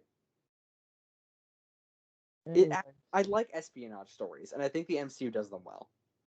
My curiosity is when's that story gonna be tied up? Because my theory is Captain America 4. Yeah, obviously. right. Who do you guys want the villain to be in Cap for? I want Red Skull's daughter, Sin. Uh, I don't know. I want some racist dude to be the villain. Some racist what? Some racist dude. Oh, I thought you said racist Jew. I was like, Mohammad. What the? No. Oh no, bro. I was No. gonna say, man, like, don't. Hell no. Nah, just get some racist motherfucker to be the villain. Won't say anything, but other than that, Just give me more Zemo. That's what I want. at this point, Zemo's gonna come back. No, he's definitely He's coming back. got it. He's just too good of a character just to never bring back. Or they could bring back The Cross. MCU's Hannibal needs a return. I saw people online saying, "Oh my god, what if this shot of him walking away is the last time we see him?" I mean, cool, it's not gonna be. Keep waiting, bitch. Exactly. We'll get him back. Don't just all will be well. And don't worry, he's gonna bust out some moves when he does. Bust the move. Yeah, anything about? Can you imagine Buster Rhymes in the next Captain America movie? Shut up. All right, let's see what you got. I can't Trick or believe that. treat, mother. I can't believe that was in a real Halloween movie. Buster Rhymes yelling "Hua" while kicking him. Yeah, yay, motherfucker. Never forget, guys. Buster Rhymes beat Michael Myers in a fight. I love cinema. All right. Anything else on Spider-Man: No Way Home? Because we've been going Absolutely not. It's gonna be the best movie of all time. once the movie comes out, Scorsese is gonna be on Suicide Watch. Mm-hmm. Which of course when Toby and Andrew are in the No Way Home trailer, this is cinema. Did you know that if you look up Scorsese's like top favorite movies of all time from like the beginning of cinema to now, he puts Spider-Man as like one of his favorite movies of all time. Really? Yeah, I think it was I, like 1094. I didn't know that. Hang on, let me look this up. Yeah. You guys keep talking while I look it up. Anything else you want to talk about, Trey? No, I don't know. What do you have for lunch today? Pizza. I went to Okay. band camp, so I had to pack lunch. What kind of pizza? Mellow mushroom. Do you remember back in elementary school when you would have a pickle and pepperoni sandwich every day? Yes, I did. You disgusting piece of shit. Yeah, it was tasty. Yeah. Do you still eat those? Nah. Good. I will not really, by choice. I just, think to. Good. Never eat I those. wouldn't mind eating them again. Don't. Just don't. You're better than this. You know I'm not. Yeah. So, did you guys see some new movies recently? I saw Scream the other day. I Nice. loved it. Probably my favorite. Definitely my favorite horror movie, and definitely top 10 favorite movies. Maybe top 5. Probably top 10. Nice. What about you, Trey?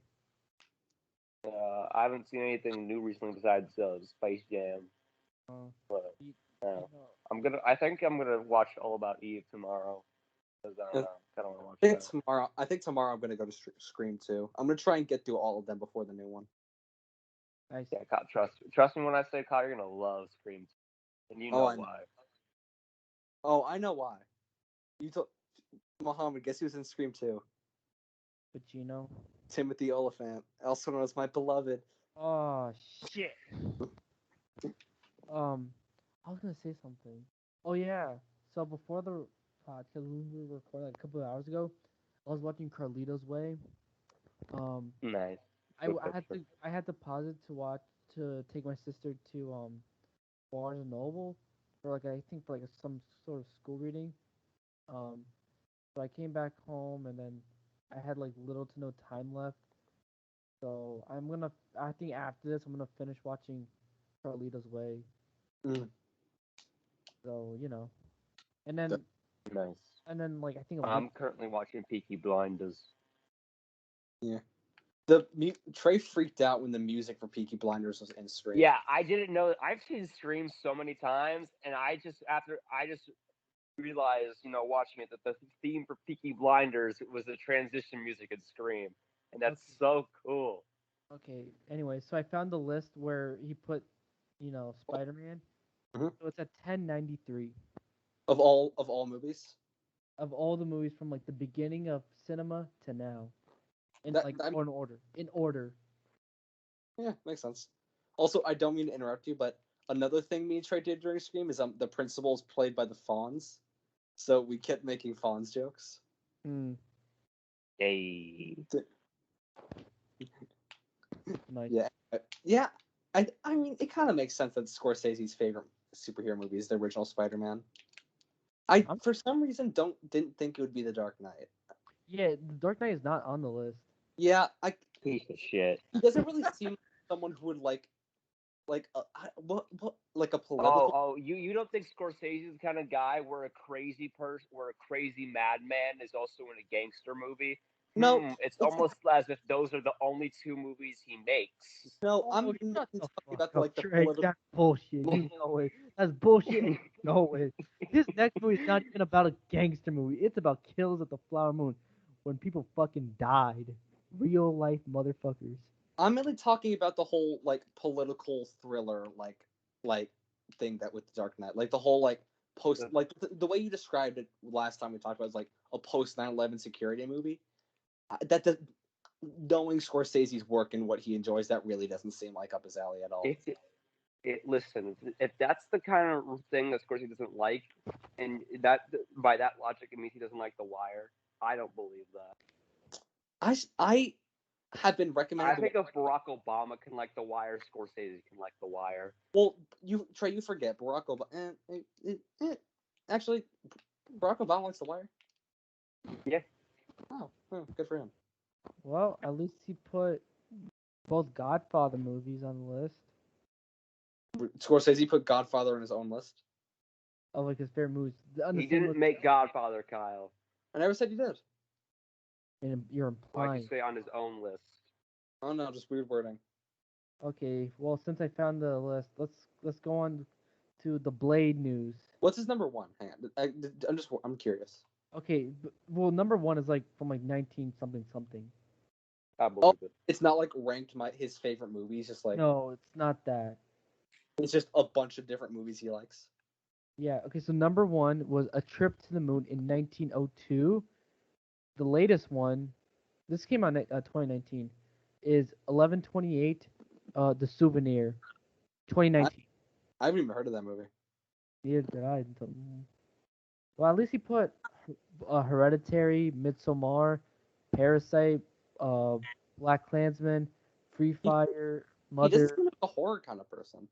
Oh, he loves horror. Well, Yeah. Shutter. Oh yeah, he loves like old like 40s horror. Oh well, everyone loves old 40s horror because it's not actually scary. I mean, I mean, some of it's well, I a mean, little scary. Shutter Island is kind of like, I wouldn't say scariest, but it is a very thriller. Here's how I describe Shutter Island. People who haven't watched Shutter Island. It's Scorsese's dip into doing what Hitchcock did. What do you do? It's just it feels like Shutter Island feels like a Hitchcock movie to me, but in Scorsese's own way. That makes you really want to watch it. Honestly, we should just like all come together one day and just watch Shutter Island. Honestly, I'd be so down for that. It's not a bad idea. Maybe this time I won't Just go fall asleep. picture. Yeah, maybe this time you won't fall asleep during Thinking Box movie night. I can't believe I fell asleep watching Fast Nine. Of all movies, Fast and Furious. You guys have no idea how embarrassed I am. Look, to be You fair, should be. as someone who's also not seen any of the other movies, it was very boring it got boring. There's a weirdly high barrier for entry. I told y'all if you weren't a fan, you might not get some of the beautiful things. The Yeah, Tokyo Drift Boost sending the dude. I still got the most beautiful But Kyle, thing. the That was feeling the you get when the Tokyo Drift crew sends Tej and Roman into space, No, I got something. the most beautiful thing for me was them being like, I had a very legit childlike grin when that scene happened. And Trey, what were you doing with your fist up? Like, what was that for? Trey, he wouldn't. I pump was his fist. happy. He would just but you wouldn't pump your fist. He would just put both hands in the air. I thought, well, like at first, I thought he was like doing some like Nazi level shit. Yeah, What the fuck? What the fuck were you doing, Trey? There were people No, 'cause behind he you. was- Excited, Han came back. it wasn't like a Francis fist was pump. in it. The Tokyo Drift crew was in it. I it was was- happy. It wasn't a fist pump. His hands would just go in the air and stay there for like a minute straight. What was that for, dude? Keep in The mind, movie made me happy. there were people behind us, by the way. I don't care if they went into a Fast and Furious movie and they knew I was coming and didn't expect me to be excited. Yeah, go for it. He Trey- did that during the Fast and Furious 2 crew. He did that during like when some random USC fighter was on screen. Not random. The man who was the statistically hardest punch in the UFC, and Han was able to take 2 punches from him. Trey, Also, Trey, Live to tell Trey the tale. didn't know who Cardi B was, so he thought the Cardi B cameo was another Fast and Furious character from another movie, Yeah, which is just funny she to me. looked familiar, but no, Trey, I don't know who Cardi B is. Trey, I'm old, guys. If No, you you're don't know, not. so I have the mentality Trey, of like you're a not. 50-year-old. You're not 18 yet. Shut the hell up. I'm Yeah, old. but I have the mentality of a 43-year-old. This is true. Why? Well, No, shut you don't. Shut Yes, up. I do. Trey, let's Think be about real it, for a guys. moment, Trey. I watch. I've thought Trey. I've known you for 16 years, and I could say confidently, no, you don't. Trey, I'm not hip with the kids, Kyle. Trey, you are just an internet niche micro celebrity, just like the three of us. Trey, you're not hip with the kids. You're on a podcast right now. You're not that guy. Trust me, you're not that guy. I'm not that guy, pal. Absolutely. So Fair enough. I guess you guys want to talk about Blade. Yes, always. I'm always down for some Blade talk. Okay, guys. So we got a director for Blade. I forgot his name. That should be a shame because he's a Pakistani Muslim just like me. How could I? Who directed a movie that Rizwan Ahmed was in? Yes. So let me pull this sucker up. Bassam Tariq is set to direct Blade. Nice. And What's he directed before? I know he did like a he did Mowgli something with Riz Oh, Ahmed. Like, I've actually, I've heard good things about Mowgli. I heard that was like, no, not that Mowgli. oh, Not the Andy Serkis Mowgli. Exactly. not that Mowgli. Not that Mowgli. Different Mowgli. Different one. Let me I've never heard of it. let me pull it up. The Netflix one? No, it's Mowgli Mogul. Mowgli. That's what it's called. Mowgli. Is it good? Well, it looks like it's got good Cool. reviews. So it's currently Riz sitting. Ahmed is in it, and it's not Venom. It has a 96% Rotten Tomatoes. Those are Trey's 2 criterias for good movies. Riz Ahmed is in it, and it's not Venom. Yep. Yep. Yeah, he has done like smaller indie movies, so Okay, you know what? I think Blade could work well with like snuff film isn't the right word, but like, is it the right word? You know what? I think that's like a more Indie directors kind of guy. yeah, but And Chloe Zhao's about to direct Eternals, so a bit smaller of a movie. You know what I mean? I love how like the director is Muslim and Mahershala Ali is also Muslim. So this is probably gonna be considered as like a Muslim movie, man. That's honestly really cool. And you know what's because before we record the show and Trey, you weren't here, I told this to Kyle. Some guy on Twitter who's also Pakistani made a whole list of how Marvel caught people who are in that background.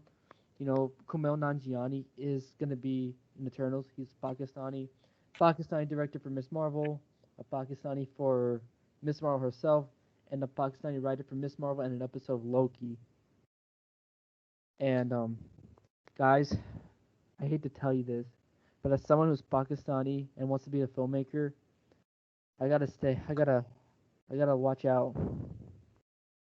They're They're gonna coming, get man. They're coming, man. you. Marvel's gonna knock down your door. You're making a movie for us. Dude, if I wrote this short film that I'm ready to shoot, the minute that shit drops, I'm probably gonna get a phone call from them, be like, "Yo, we will give Why are you you like gonna be hitting you up? That's they're actually a thought experiment. Let's say Marvel busts down your door and said you can make any Marvel property that's a movie that's not already been made. dude." And the thing is, What you making? we all okay. Two things. One, we all live in Atlanta, and that's like the new Hollywood. Two, what Marvel movie, like in terms of Marvel movie, I would do, I Mhm. would be down to make like a U.S. agent movie, a Zemo movie, or a Doctor Doom movie, Ooh, yeah, that's good. or Daredevil movie if they ever consider it. Yeah, makes sense. So yeah, What guys, about- if you go ahead, Cal. Oh, me go ahead. Yeah, you go ahead. I was really banking on that time to think of my answer. It's tough. I'm inclined to say like an animated movie for Spider-Man Life Story, like a 2D one, like a really pretty hand-drawn style. Mhm. But if I had to make it like a movie that's like a character that's not really been in a movie before, I think a Doctor Doom movie. Nice. I think I just really love that character. I really think, and I had a concept for a Doctor Doom comic that I wanted to write, but it didn't really feel like what I wanted to do would have fit super well in a comic. So I might write a movie script for fun, get some shiggles, you know. What about you, Trey? I'm making an animated adaptation Born Again because I'm cool. Ooh, that's good. So yeah, guys, and the thing was, I recently wrote this film, this superhero movie for some guy who is an award-winning filmmaker and has ties with Hollywood. So guys, if I'm not safe, man. I'm Well, I'm a little get you. I'm a little scared, man. Oh no, I have to make movies with the #1 entertainment franchise. Dude, and I remember that theory we had back then where we thought someone at Marvel listens to our podcast because No, they they would. do. Oh They yeah, do. I remember that. They heard us talking about Secret Wars and they were like, yeah, low key. Dude, Anyway, here, if Marvel is listening to us, remember that whole spiel we made about Secret Wars? If we predicted your plan, Yeah. continue with it. and Marvel, if you Marvel, if you are listening to us, please hire me. Marvel, this is a listen, man. I will if you want me to take back everything I said about Marvel, you bet your ass I will. I'll take it all back. I will sell out. I mean, I would fuck it. I would take everything back. Just honestly, what Marvel movie would they even want me to make? Moon Knight. Well, he's getting his own TV show. Yeah, well, it's clear you're passionate enough about the character. I feel like they would make a sequel. And the guy who's directing the show, his name is Mohammad too. Oh wow, that's cool. Variant. Have you read the Age of Khonshu comic, Mohammed? No, not yet. It, it's not great, but the concept itself is good. I feel like a movie based on that concept would be amazing, but with like a completely different like actual story. Wait, You know what was it called? what? What was it called? Avengers: Age of Khonshu. Avengers: Age of Khonshu. Hang It on. was a comic. It was an Avengers comic where Moon Knight was the villain, and it was basically about Moon Knight collecting powers from the Avengers because Khonshu was like, "Hey, do it." And like he got like the Phoenix Force, Thor's hammer. It was just it was a cool concept, but it was very messy and not great, which sucks because I love the writer of it, Jason Aaron. Mm. I absolutely adore his writing. I know he did. I know he made like Thor great. He made some of the best Thor ever. Interesting. And it came out like earlier this year too. Which kind of sucks because he's so good dealing at mythology, and he kind of fumbled all the Khonshu bits. Damn. One of the only cool parts though was Moon Knight was able to control Mjolnir because it's a moon metal, and Khonshu. Yes. That was cool. Yeah. Otherwise, pretty story. Mm. Sorry for. I actually thought about this Captain America movie that takes place during like the Vietnam War. That happened in Spider-Man Life Story. Seriously? Yeah, like Spider-Man was the 70s portion of Spider-Man Life Story was about the non-war, and basically the whole thing was that people were drafting superheroes, and Captain America was like, "Fuck this," and he became a freedom fighter. He's basically instead of fighting in the war, he would go to war zones and protect Vietnamese citizens. Interesting. Yeah, I'm looking at panels of it right now. Yeah, it was really cool. It was such good. It was such a great characterization for Cap, in my opinion. Yeah, well, for my Vietnam Cat movie, it would have had like the message of the deer hunter with the anti-war, the feels of Apocalypse Now, Oh my god, that would be amazing. and a little bit, and just a tiny pinch of Full Metal Jacket. Yo, you need a little dash of Full Metal Jacket. Whenever I'm making clam chowder, I always add in a dash of Full Metal Jacket.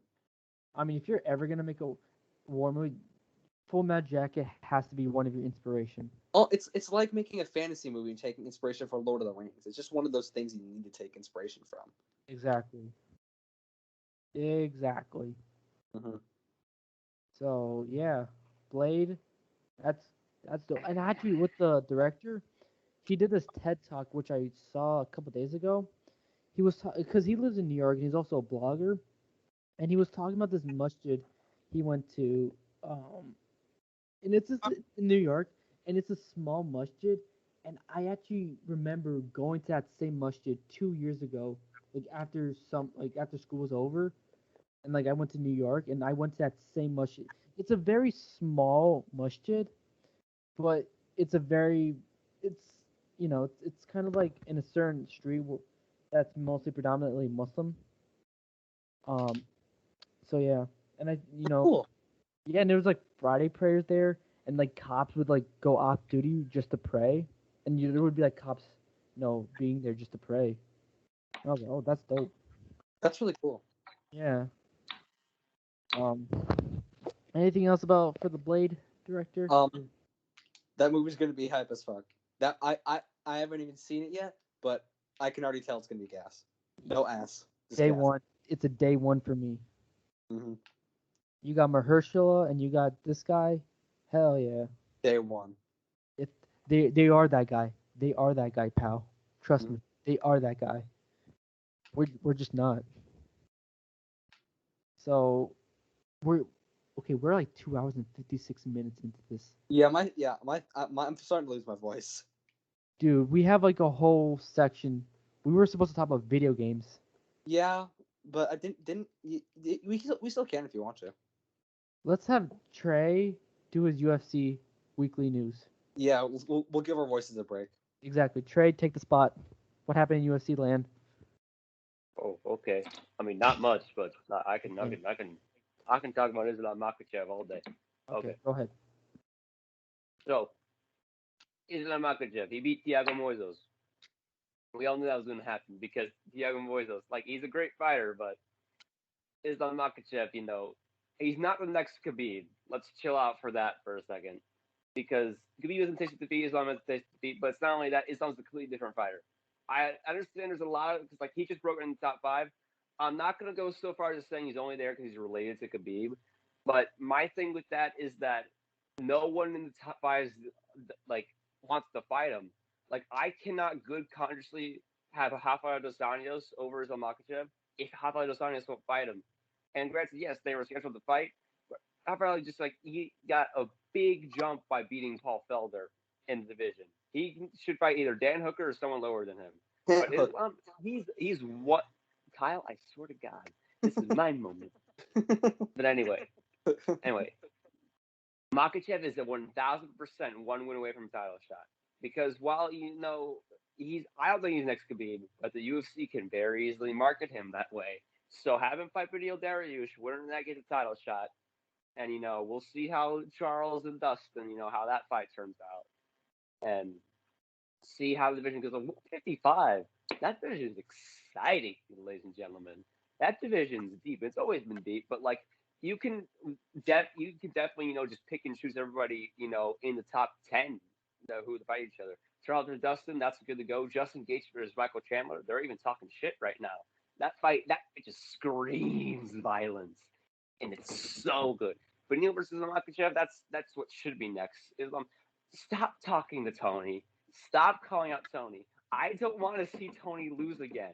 Tony, do not fight another wrestler. You got out wrestled your last 2 times.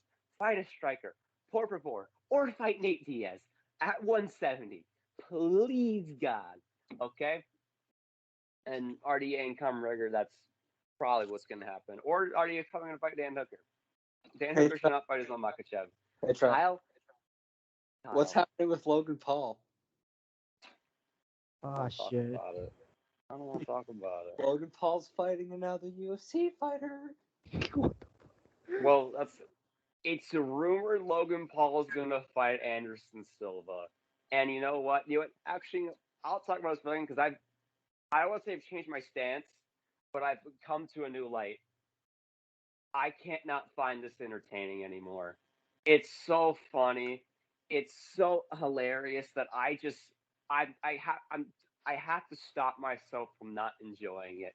Logan Paul versus Anderson Silva is so stupid, but I love it so much because it weirdly makes sense. I don't know how I'm saying that it makes sense, but it kind of does. Trey, if you from yesterday heard you say this, I think you'd be disowned by yourself. Now, I tweeted about this a little while ago. But well, if you from 2 weeks ago heard this. Yeah, but here's the thing. I understand where I'm coming, but it's just I'm still not gonna condone this YouTubers, TikTok, or Jake Paul fighting UFC fighters when he thinks he's better than everybody in boxing. That's not the case. Logan Paul, I enjoy his fighting career because he's not saying that he's gonna beat Canelo Alvarez or anything. He's just gonna fight people like this. And are the rule sets with him and Anderson gonna be the same as him and Floyd? You bet your ass they are. Is Anderson going to kick Logan Paul's ass? Absolutely he is. I understand Anderson was 42 years old, but he looked great against Julio Chavez. We saw the old Anderson. He put his hand down and said, come on, it's normal again. And I missed that. This ain't a U.S. versus Logan Paul. This man is 0-4, basically, okay? I'm not worried about Anderson Silva, okay? But yeah, I'm stopping myself from not enjoying the insanity of YouTube boxing. Does it suck that this is taking away from boxing? Yes, it does. But I'm not gonna blame the social media stars for that.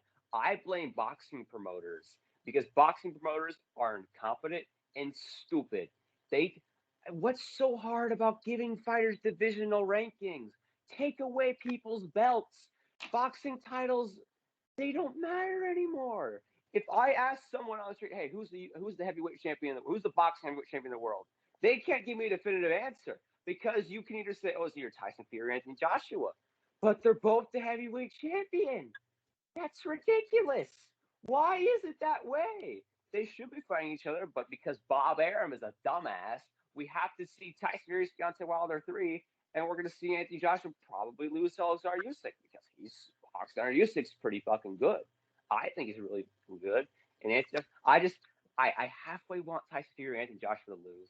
Just to spite Bob Arum and Eddie Hearn a little bit for how stupid they are. I don't blame Eddie Hearn too much. Eddie Hearn's kind of smart, but boxing should have rankings.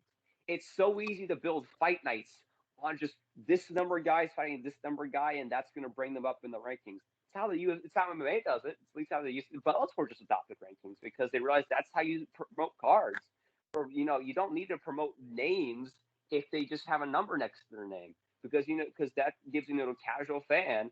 That's how quickly these guys are going to get to a title shot. That's when that's how a fight matters. If it's going to be for a title, how big it is. Like we're about to see this weekend. We're about to see Corey Sanders versus TJ Dillashaw. Awesome fight. I can't wait. Is TJ going to bounce back, prove himself again after the EPO suspension?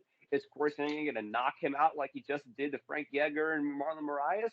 I think so, but I'm willing to be proven wrong. I expect a banger fight here because again, the UFC their divisions are getting deep because bantamweight's an interesting place.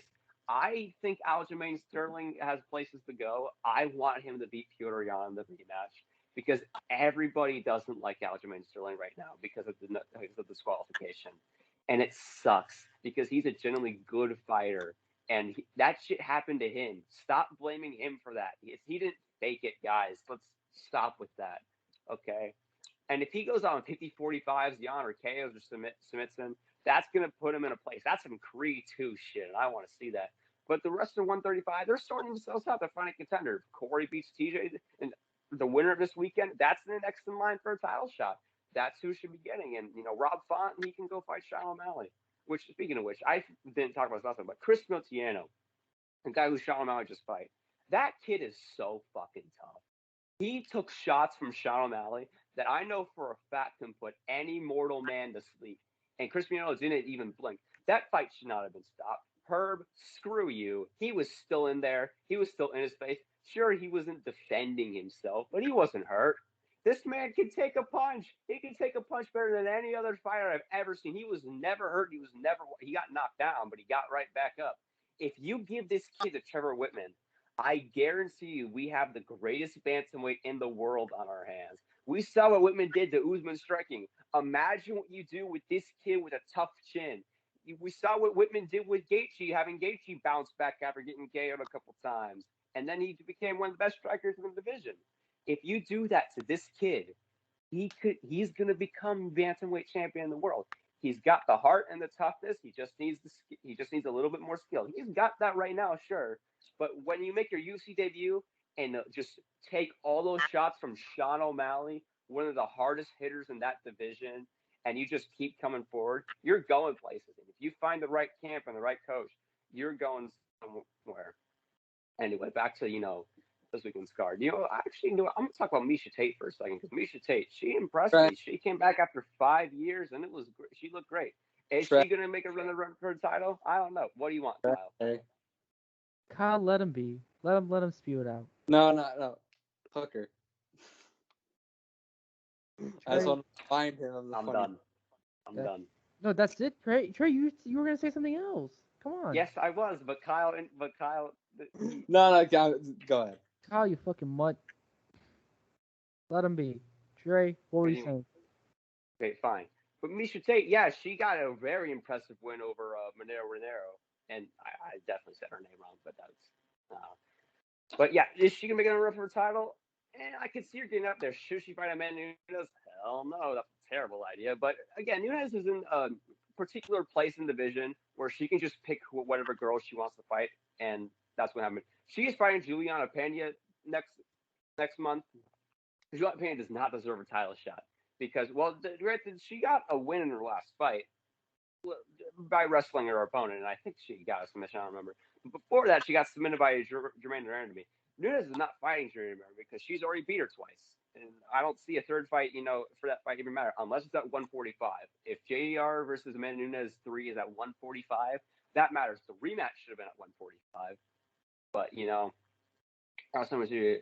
But the reason Juliana Pena is getting a title shot is because she's been talking shit. She's been talking shit to Amanda Nunes, and that Amanda Nunes don't like that. So she's like, you know what? I'll punch you in the face a couple of times. It makes sense. Juliana Pena is a smart lady. That's the only way. When you're at a point in division where the champion literally picks and chooses who she wants to fight because she's already beaten everybody, that's a good way to point yourself out there. However, you're talking shit to the greatest fighter of all time. Not just, women's fighter. I think Amanda is the greatest fighter of all time.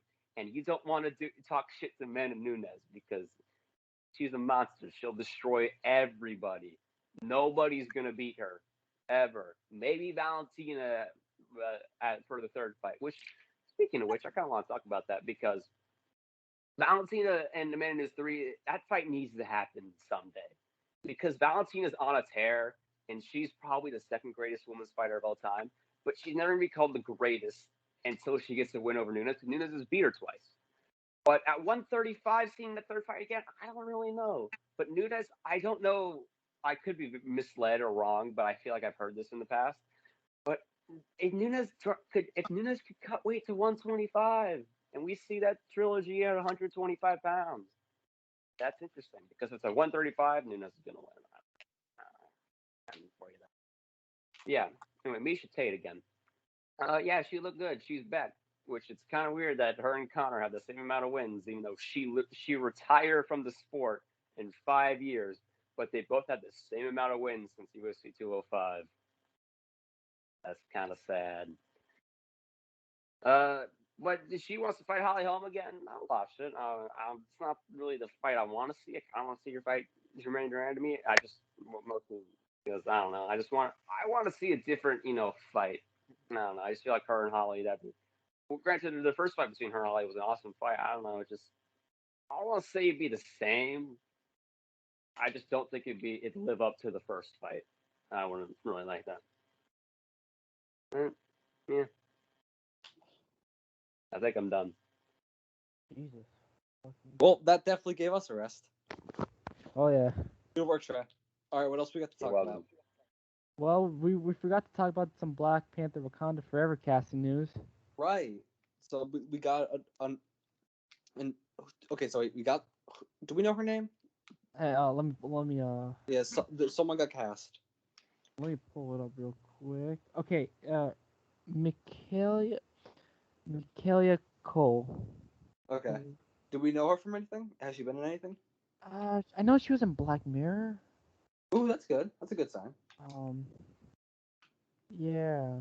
That's all I know, unfortunately. Well, that's something. Yeah, I mean, to be honest, I don't know what there is to say. A lot of people are speculating she's gonna play Storm. Ooh. Yeah. I don't think we're there yet, but hey, they're gonna do it. Seeing Honoro, but not being like she's Storm, but having Honoro just being a present figure is very possible. Yeah, it's very likely. I'm holding my breath on it. So, yeah.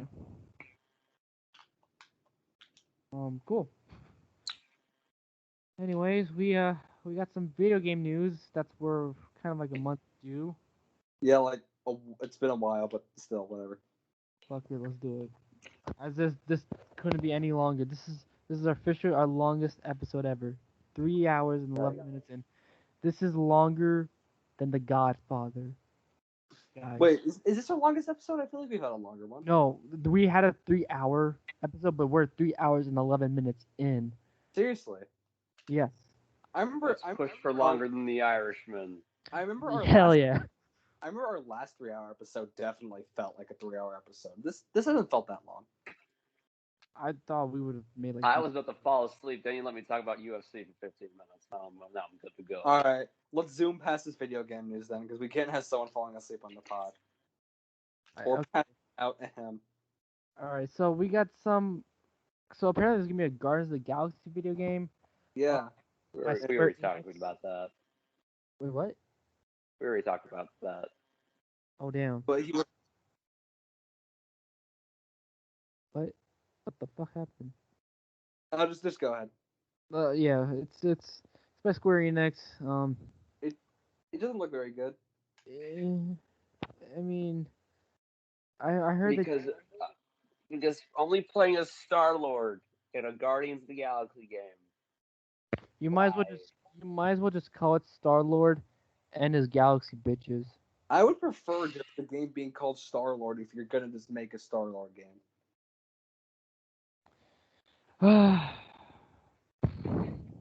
Yeah, I know it's gonna be on the Switch, but it's a cloud version, so you're Yeah, gonna need. so it's pretty much just not on the Switch. Yeah, so Mhm. if you got a PS5 or Xbox, you know, if you're into that kind of game, go for it. But so we're gonna go to Smash. Kosio from Tekken. Kazuya. Kazuya. Kazuya. Okay, because I typed in Spelled so wrong in our notes. Kosio. I spelled Kosio. Kosio. Kosio. Mhm. But yeah, he's gonna be in Smash. I don't play Tekken. I play Tekken. Yeah. So what do you think? I'm excited. I didn't really think we'd get a Tekken character because we already got Street Fighter and Fatal Fury. For those who don't know, I don't really talk about it in the podcast, but I love fighting games. My favorite game of all time is Smash, so I'm very excited we're getting a lot of fighting game reps in this game. Hey, Kyle, you want to know something? What? I have Street Fighter 2 on the Sega Genesis.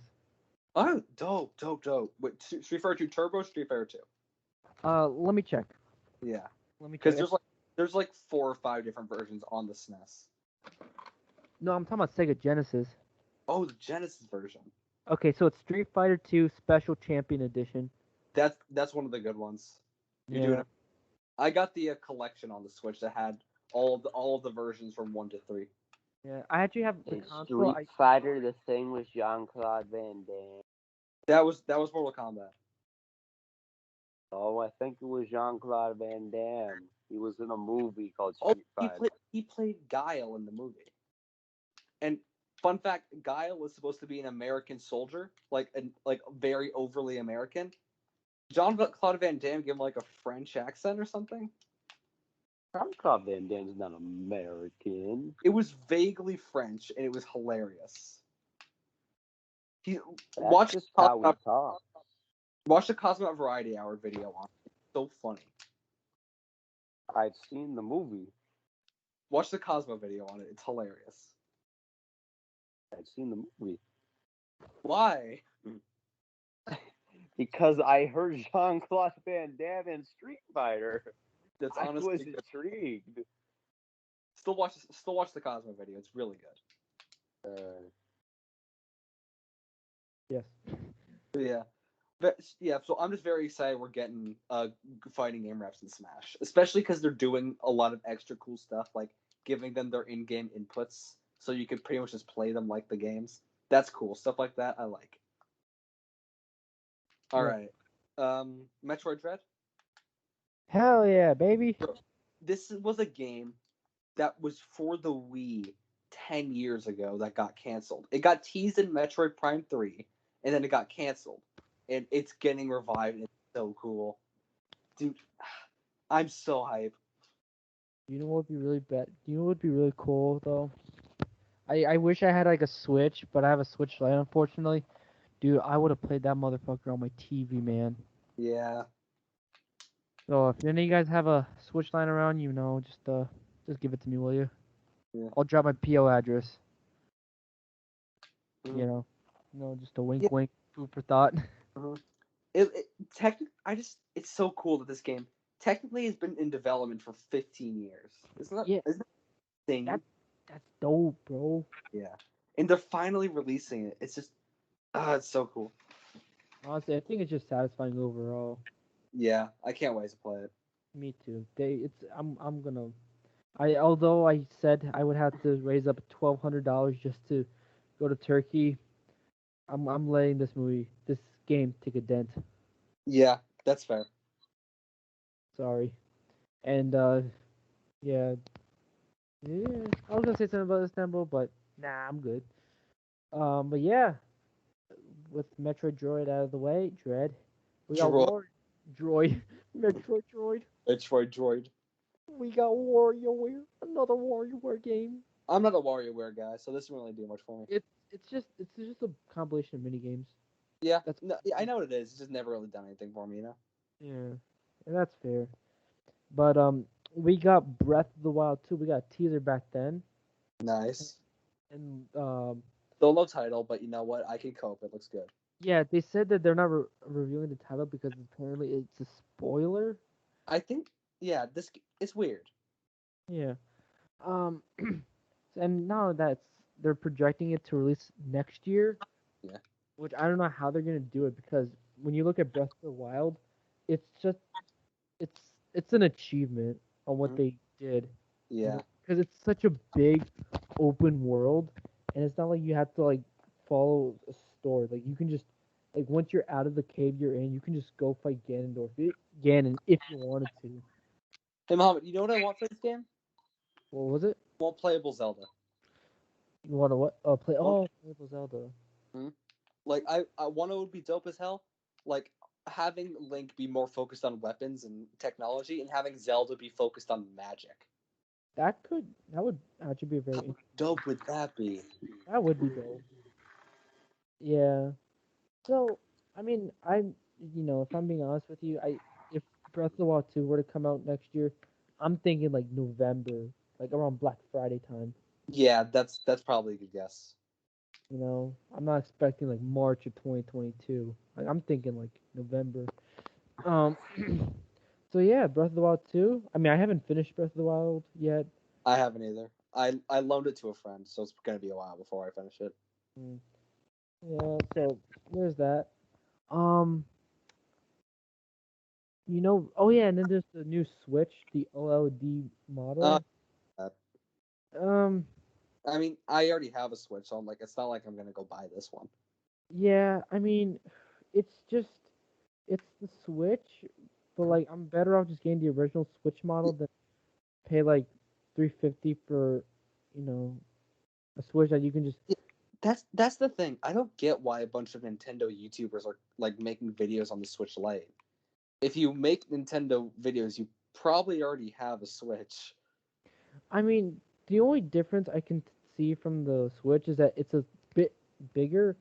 Yeah. Um, there's a better kickstand, and you can import LAN port cable into the. The better kickstand is the big one for me. Like that, hell yeah. Yeah, I mean, I don't have a Switch, so I couldn't really tell The you. Switch kickstand sucks. Yeah, no, I noticed it like whenever I was at my cousin's house, the kickstand was just so terrible. Awful, man. Like you can't even like put it on a bed. It has to be like a flat surface, and even that doesn't even work.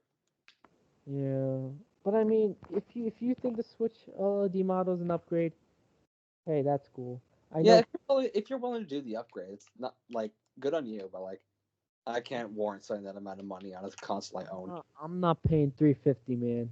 Yeah, I'm not paying. no way you're getting that out of my wallet. All Yeah. right, are we ready to close out this episode? Yeah. We Yeah. reached three. Hang on. So it's 3 hours and 20 minutes in. Hang on. Let me do something real quick. While you do that, I got one more thing to say because I forgot to say this is my UFC thing, and What? now pissing me off. But Nick Diaz is coming back, everybody. He's coming back, and it's unbelievable. And he's fighting Robbie Lawler in a rematch. Do you know what happened the first time these people fought? I wasn't Great. alive. They hugged and they were great friends. Nick knocked Robbie out in a second, but I wasn't alive. And now they're fighting again, and I'm alive and 16 years of age. God, that's a long time to wait for a rematch. Oh my god. Well, Uh, Nick Diaz hasn't fought in 7 years, but he's coming back. oh yeah, What? and then, yeah, there was also Conor McGregor who broke his ankle. Wait, why is he coming back? Did he like? Is he just got bored? Uh, that his Diaz probably offered him a lot of money. He's in shape. He's looking to fight, and his brother's making loads of money, and the Diaz name is more popular than ever. So it's Nick Diaz Army, motherfuckers. All right. Who's Wait, doing the quote? no. There's one more thing I have to say All right. about sports. If you're from England, don't be a racist. Oh yeah. Don't be racist. Just in general, but yeah, England. Just accept the fact that the team lost, and that's it. Mhm. Just in general, don't be racist, please. All right. Are we finally ready to close this episode out? Okay. Okay, Trey, you want to say something? Yes, I do. Is there Thank any- y'all for watching. Thank y'all for listening. If you hear, it means you like us enough to listen to us for almost 4 hours. Thank But always you. remember, there's a flip side to that coin. What if you got me? What if you do got me boxed in? I gotta put you down. No matter what, you get my way, then face to face. Yeah, but I will not hesitate. Not for a second. Good night. This is officially, this episode is longer than The Godfather Part 2. Damn. Hell yeah. And I end it with a heat quote. Hell I've yeah. succeeded. I've Uh, succeeded. all right. We'll talk to you all later. If we're here Yep. next week, then we made it back to the mainland. If not, you know where we at. Come find us, all right? All right. We're gonna go raid Sony now. All right. Ciao, salud, and that's it.